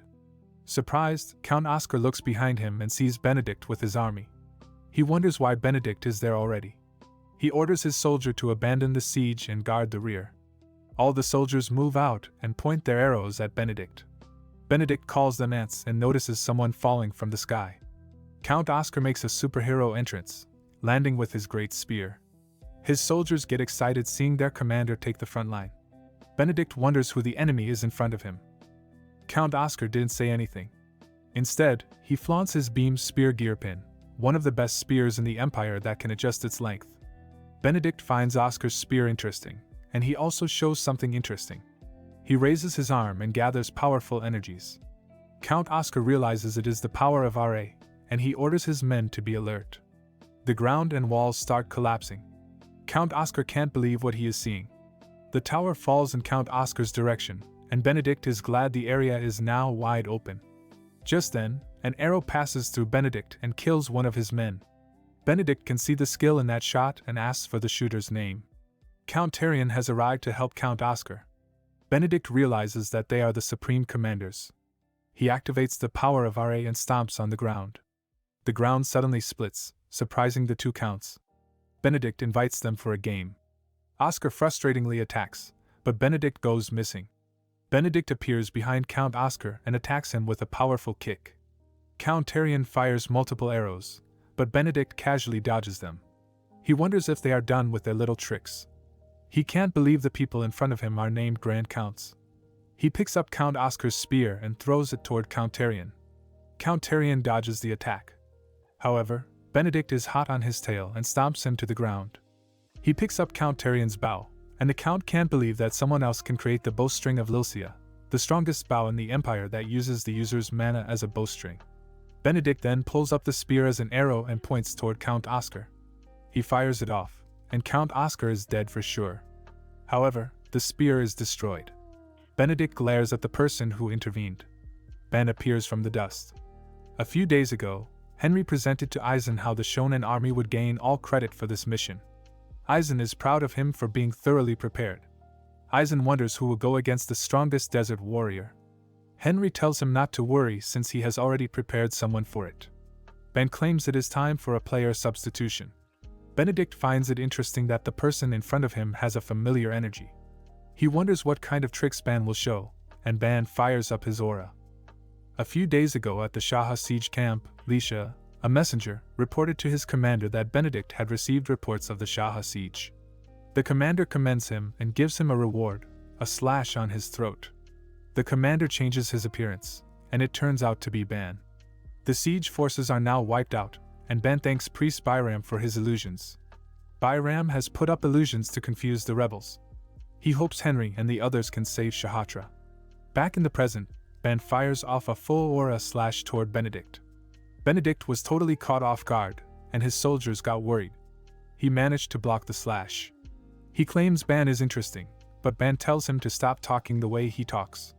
Benedict gets mad and releases a sudden surge of energy. Everyone in the area gets blown away. Ben calls his murderous intent an empty shell. The two auras clash and negate each other. A furious Benedict leaps toward Ban. The two swords clash, and their energies are strong enough to cause an explosion. Ben fends him off and goes on the offensive with a smile. His speed is enough to frustrate Benedict. Benedict puts some power on his leg and kicks Ban. Ban counters with the same kick, and the two blast off each other. The two felt damage. Benedict claims Ban is not too bad, and he unleashes the power of RA. Ban sees that Benedict is getting serious. Just then, someone shouts at them to stop. Benedict can't believe he is seeing the Shaha forces right now. Ben informs him that the Shaha forces are already theirs. He mocks Benedict's overconfidence that he didn't notice anything happening. Benedict gets mad and covers his blades in flame. Ben gets worried as Benedict pulls out the sun's sword. He knows this is now a real battle. Benedict attacks Ban and calls him pathetic. Benedict swings his sword again, and everything bursts into flame in front of him. This is why Ben finds Benedict annoying. He thought he could take on Benedict's attacks, but the power of RA is indeed something else. Ban can see that it is the right time to use the scroll he brought, which he received from Henry. Benedict wonders if Ban got more tricks, and Ban rips the paper he had. A magic circle appears, and a jewel pendant comes out. Benedict breaks into a cold sweat and swears after seeing the jewel. As he wonders how Ban got the jewel, Benedict stomps his feet and kneels before Ban. Ben wonders what is happening as light and dust surround them. Ben cannot see Benedict anywhere. He wonders what the jewel is that Henry gave him. Hegler and the others celebrated as Benedict escaped. Ben wonders what happened to those who went to Sultan. Before Ban and Benedict met, Eisen and Henry arrived at Sultan. They can see that Benedict indeed went for Caliph. Henry then wonders if he can start his plans. He then asks a hooded man to do what he asks. It turns out to be Kale, the magician Henry defeated before. He still had the Narworm in his heart. He needs to follow Henry's instructions, or his heart will explode. Henry can menacingly smile at the helpless Kale.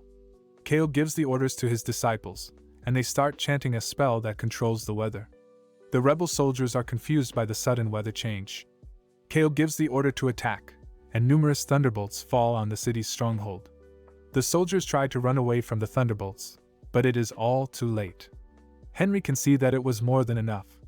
Hararian hands out a letter to be sent to the Sultan castle. The group goes inside and meets Badullah Sultan. He presents the captured rebels and asks for Hararian's mercy. Hararian knows they must have a reason for being disgraceful. Henry is glad that Eisen's contributions are going up after getting Shaha and Sultan. Just then, a magic circle appears above, and Henry asks Badullah for the jewel. It is the Sultan's tear, a symbol of the supreme commander of the Sultan army. He asks to borrow it for a while and throws it in the magic circle. He wants to let Benedict know about the current situation. Ban is still wondering what the jewel is. Meanwhile, at Duke Arthur's mansion, Benedict appears using teleportation magic. Duke Arthur tells him that he will send Mordred to help the rebels. He then asks for Janice's sigil. Benedict apologizes, as he didn't get to retrieve it. Arthur tells Benedict not to worry because he did expect a situation like this. He tells Benedict that he will send something that has equal value to Janice's sigil and will be useful. Benedict nervously thanks Arthur and leaves, using teleport again. Arthur tells his butler to tell Mordred to get ready. At Khan's rampart, showman forces gather. Eisen thanks Henry for his plans. Henry redirects the credit back to Eisen. Henry finds it weird that there are still no traces of Arthur showing up despite Benedict asking him for help. Eisen then shouts to start the siege. As they blow their war horns, Benedict appears before them with two hostages. He cuts the head covers, and Hararian is shocked to discover the hostages' identities. Hararian's wife, Selin, and mother, Venus. Hararian wonders why they are with Benedict. He suddenly gets dizzy and gets mad at Henry after the shonen forces promised to protect his family. Henry now knows why Arthur has been quiet. Benedict then asks for the king's sigil. Henry tries to calm Hararian down, but the king gets weak in the face of the sudden situation. Henry is worried that Hararian will make a hasty decision. They will fail if Benedict gets the sigil. Henry asks for more time for their answer, but Benedict wants it before the day ends. Henry is currently cornered. That night, Henry reports to Hararian that the three advisors didn't agree to hand over the sigil. Hararian is dead silent. Henry then reminds him that he needs to make a decision. Hararian is aware of what to say, but he doesn't want to give up on his family.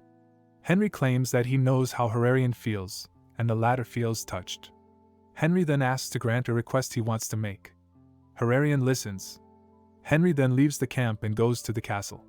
Benedict is impressed to see flying magic. Henry claims that he came to give the answer.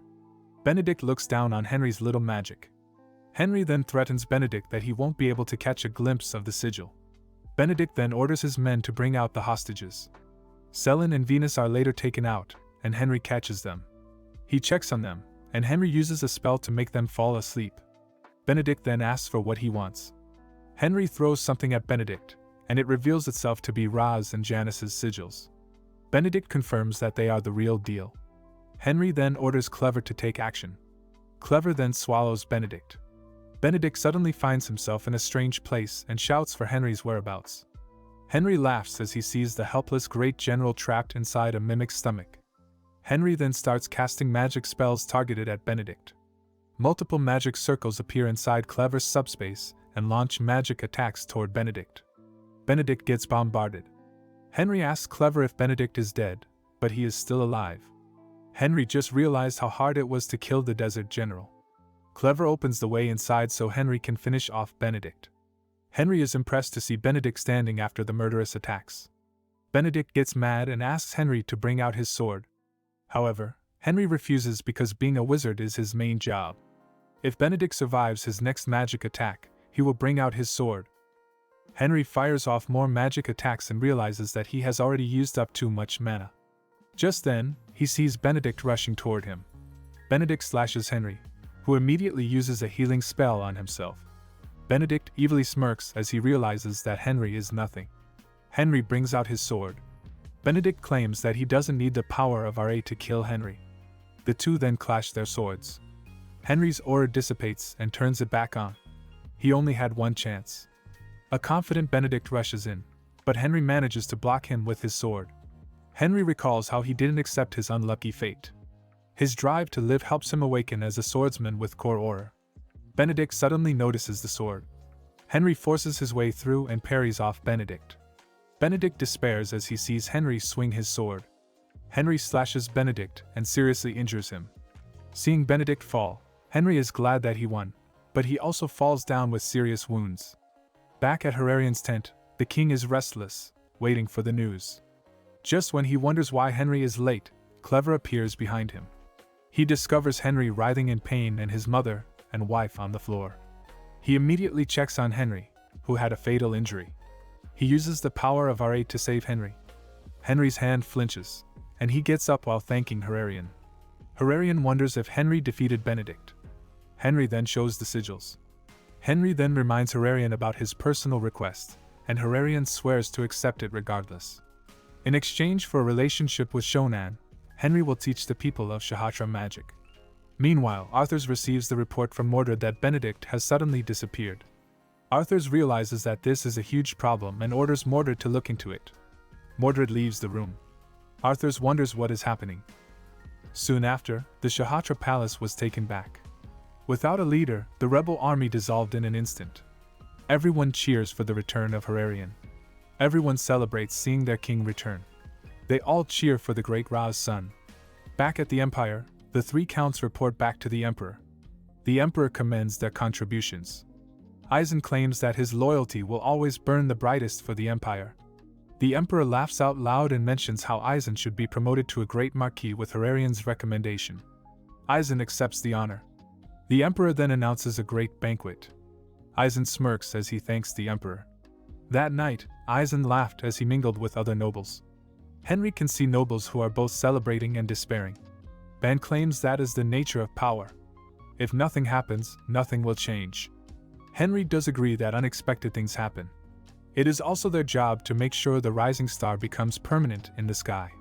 Henry smiles, and Ban notices how confident he is. If he isn't, then he won't be starting all of this. Henry then reminds Ban that he was invited somewhere. Ben freaks out and excuses himself. Henry then looks around and can still see filth around. He can only look at them for now. He puts down his wine glass and moves to do some work. In the Imperial Palace's garden, a guard and a maid are flirting with each other. Henry appears to disrupt them. The guard immediately salutes. Henry asks for the hero statue's location. The guard points in a direction, and a broken statue is lying in the corner. The guard excuses himself. Henry curses as he sees that the statue of the Empire's heroes has been neglected. Henry checks on it and finds an anklet that absorbs the Earth's mana. Henry simply touches it, and the anklet goes to Henry by itself. Henry then plans to search for the rest of the treasures. Meanwhile, a lonely Arthur receives a guest. It is the magician Draken. Draken wonders what is wrong, and Arthur tells him about Benedict's sudden and strange disappearance. Draken is getting impatient because they need Janice's sigil as soon as possible. Arthur sighs and tells Draken to stop getting worked up. Draken flinches and immediately apologizes. Arthur tells him not to worry because he has some insurance. Later, on the banquet hall's balcony, Henry finds the last of the treasures he hid before. He now plans to continue his next plan. The next day at Ten's mansion, the key figures of the group gather, and Henry arrives last. He went straight to the point and informed them that Eisen is now a marquis. As he gets a month of vacation, Henry tells the others about his next plan.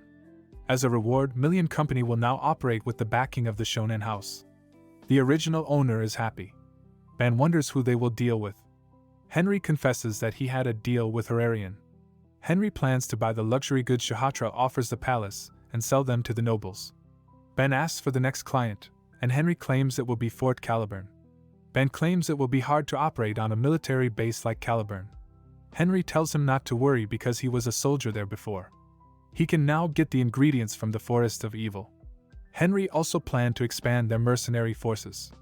Ten presents a list of trustworthy and talented people. Henry asks Ban to check their skills. For Saljera, Henry asks Hegler for a personal task. He gives Hegler 1 month to reach the level of a master. Hegler worries, but Ban agrees that Hegler can reach the level if he pushes himself beyond his limits. Henry remembers Ban's personal task and whispers it to him. Ban claims it would be fun to work on it. Henry then ends the meeting. Ten feels sad that he is not useful, unlike the others. Henry notices him and tells Ten not to be down. He mentions that he always needs a competent manager. Ten smirks as he agrees. Henry then plans to immediately go to his next plan. At the Shahatra Palace, Henry gets an audience with Herarian. He thanks Herarian for his recommendation letter. Herarian asks for his next plans. Henry directly tells him about his luxury goods business. Herarian worries that the quantity needed for trading is not enough. Henry offers triple payment for the goods Shahatra will sell, and they can use the money to produce more goods. Herarian worries that they are profiting too much. Henry claims it is his payment for Herarian's kindness shown to him. Henry then asks for the other deal. Herarian claims they still need talented people to be trained as wizards. Henry thanks him.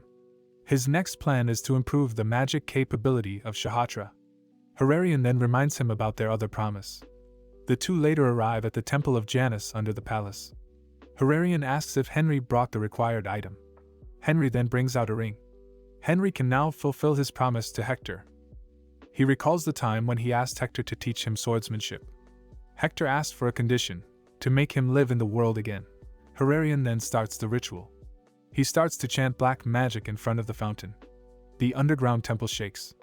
Henry is surprised to see Herarian controlling a huge amount of black magic. Herarian finishes the chant, and someone appears from the dimension cracks. Janus appears and uses the ring to bring out Hector. Hector comments on how he missed breathing air. He commends Henry for keeping his promise. Henry exclaims that he would, and Hector smiles. Herarian asks what he told Henry before.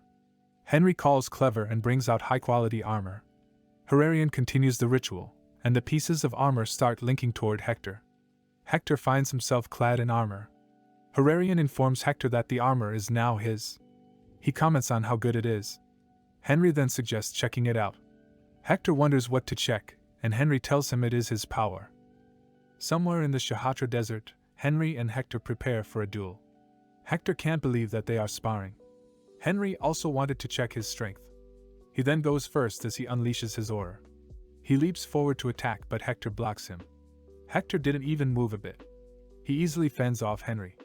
However, Henry continues to fight back and charges Hector. Hector claims he has seen enough and does a full swing to attack Henry. Henry sweats as he knows he can't dodge it. Hector stops at the right moment, making Henry confused. Hector claims that their spar is over as he discovers that Henry didn't slack off after all. He exclaims how great his metal body is compared to his past body. Henry then asks if his aura was terrible. Hector denies that and calls Henry's aura fresh and foreign. He can see how Henry uses his aura. He claims Henry's methods are different from the normal swordsman's. Hector then decides to do some workouts because he feels stiff. Henry orders Clever to follow Hector in case he gets lost. Henry then plans to collect mana for now. Half a day later, Henry is able to manage both aura and mana at the same time. His circle is also improving and realizes that aura has a link to it. He plans to further train both aura and mana. Just then, Hector returns while running. He tells Henry that he killed a lot of monsters, but Clever suddenly became an egg. Hector explains that Clever was taking care of the killed monsters and suddenly glowed and became an egg. Henry is curious as to how many monsters Hector slayed. Well, it was around 500. Henry tells Hector not to worry because Clever is just evolving after eating a lot of monsters. However, Henry can't use the chest for now. He then decides to go back to the castle. Back at the palace, Herarian has brought out bodies that can be used as extras. A human-like monster Karun is the one most close to a human's appearance. Hector then tries to possess it, and was able to transfer his soul into it. Hector wakes up and feels a bit weird. However, he is quite satisfied. He laughs menacingly as he plans to drink a lot of alcohol and his monstrous mouth opens. Henry plans to use magic surgery later on him. Herarian then suggests testing other bodies, and Henry then notices something. Herarian explains that it is Shahatra's special incense that covers up the animal stench in the air. Henry wonders if it is one of the goods for trade. Herarian claims it is difficult to make, which is why they can't produce a large amount. Henry claims that incense can be a sensation. The word sensation makes Henry realizes something. He plans to use the incense against Arthur's. Meanwhile, Ban and Hegler are off for training. On the way, Hegler tells Ban how precious his family is to him. Ban tells him to forget that mindset. He then tells Hegler that they are on the training grounds now. However, Hegler's expression darkens as he sees an army in front of him. A man was expecting Hegler all along. Hegler asks Ban what this is all about. Hegler was a commoner who was hired as a knight by account. However, he finds out that the lord fell in love with his wife and almost did something dirty to Sona. Hegler nearly killed that lord. Ban confirms that the man in front of them is Count Diallo, the man whose legs Hegler broke. Hegler can't believe Ban is doing this. Ban claims they don't need a downer who didn't resolve his dirty past properly. Hegler realizes that he is being tested. Count Diallo exclaims that he will bring Hegler to the pits of hell. Hegler rushes in with a sword against a group of swordsmen. Despite being outnumbered, Hegler pushes through the group with his aura sword. Using his aura, he smashes the ground. He finds them slow compared to Ban. A soldier tries to run away, but he gets killed by Count Diallo's right-hand man, Wiper. Wiper tells them to get out of the way. Hegler sweats as he sees Wiper. Hegler gets quickly attacked, as Wiper doesn't want to hear his name coming out of a criminal. Hegler bleeds and kneels on the ground. Diallo commends Wiper and offers to make Hegler's family his slaves. Ben wonders if it is time to step in. However, he sees Hegler getting up with his sword. Hegler looks more murderous now that his family has been mentioned. Hegler then attacks Wiper. Wiper can feel that he is overwhelmed. Hegler cuts Wiper's sword and slashes his former boss with a killing blow. Diallo sees how Wiper is done and kneels on the ground. Ben finds it ridiculous that Hegler reached mastery in this situation. Diallo tries to converse with Hegler, but the knight looks like he is not up for it. Just then, Hector falls sideways, and Diallo laughs out loud, claiming that someone like Hegler can't do anything against him. And then presents a document showing that Eisen has pardoned Hegler for his crimes and that he now has the Shonen house's backing. Ben then crushes Diallo's family jewels for trying to covet someone else's wife. BNA hopes Diallo can live his life well as a cockroach. In the Caliburn fortress, a guard asks for a person's identity when they try to enter the fortress. Something comes flying beside the guard's throat, and he sees a familiar badge. Henry claims that it has been a while. Everyone talks about Henry's legendary feats as he walks inside the fortress. He worries as he faces the commander's office. Commander Iselin runs out of the office and launches a murderous attack on Henry. Henry quickly draws his sword and blocks the commander's attack. Iselin smirks as he sees that Henry didn't slack off. Henry comments on how Iselin's fierceness is as strong as ever. Iselin then invites Henry for a cup of tea. Iselin wonders what brings Henry back to Caliburn's fortress. Henry gets to the point and suggests a trading deal.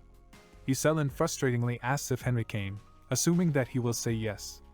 Henry confirms. The two continue to glare at each other. Iselin then agrees to open a spot for Henry. However, Iselin wants Henry to have a personal trade in return, to which Henry immediately agrees. Iselin laughs out loud and suggests drinking alcohol instead of tea. Soon after, Henry arrives at the Forest of Evil. He only has 1 month to become an archmage. He uses magic to boost himself to finish what he came for in half a day. Along the way, Henry encounters a lot of huge beasts. However, his aura is enough to pave the way. He can sense that more monsters are gathering. He then looks for the monster that can survive in a fire. Among the monsters that appeared, he finds the Paragon. The Paragon and the other monsters attack together. Henry uses this chance to show off his technique, the Sonic Cutter. The other monsters turned into meat, and the Paragon watched everything. Henry menacingly approaches the Paragon. He welcomes it to his team and puts it in a bag. The next day, Iselin gives out the trading papers to Henry. Just then, someone knocks on the door. Iselin claims that some really want to see Henry. His old friend, Ronan, gets in and greets Henry. Iselin gives the two time to catch up with each other. Ronan exclaims that he is now an intermediate master after killing monsters in the level 5 area. He got his aura after he calmed down. Henry then asks Ronan to keep what he will show him a secret. Henry starts showing his aura and asks if he passes as a master now. A flustered Ronan doesn't know, and Henry suggests having a spar. The two immediately clash swords on the training grounds. The two can feel how each other got stronger than before. Ronan then shows his true power. He attacks Henry with his sword clad in aura. Henry can feel the heavy blow after blocking it. The two continue overpowering each other until Henry's sword breaks. Henry then realizes how different his aura is and how useless it is against the real deal. Ronan smirks as he sees Henry's broken sword. He asks to end the spar and invites Henry for a drink. A few days later, Henry uses Albert as a test subject for his newly created incense. Albert is addicted and feels good smelling the incense. Someone comes, seeing that the pink swamp incense is effective. Henry feels bad seeing Albert like this. He pours the pink swamp down the drain. Henry threatens Albert to be honest, or all of his share of the incense goes to the toilet. Henry then shows the letter he wrote before, and Henry starts pouring out the pink swamp. Albert then exclaims that Count Alfred wants the egg of evolution, but he doesn't know how it works. He tells Henry to stop pouring the incense. Henry can see that Albert doesn't really know. Henry then asks about the contents of the letter, and Albert confesses that it is about a rebellion led by Duke Arthurs. Henry is genuinely surprised. It must mean the Shahatra revolt was just a ruse. He recalls Mordred asking for an item from Benedict before. He is sure that Albert won't know about it. Henry gets frustrated and pours out more of the incense. He can see that Albert is useless now. The addicted Albert cries as he stares at the toilet. He puts his head inside it and drowns himself. Henry finally perfected the pink swamp with the help of Shahatra's alchemy and his magic. He just needs to include it in the items for trade. He then looks to the side to see the Paragon, who got overused for getting the Black Tears. Black Tears is Henry's special growth elixir, but it has dangerous side effects. He pours it down his throat and uses magic to restrain himself. He starts feeling excruciating pain in his body. He feels like dying again. Soon after, a warm light appears, and Henry starts feeling it.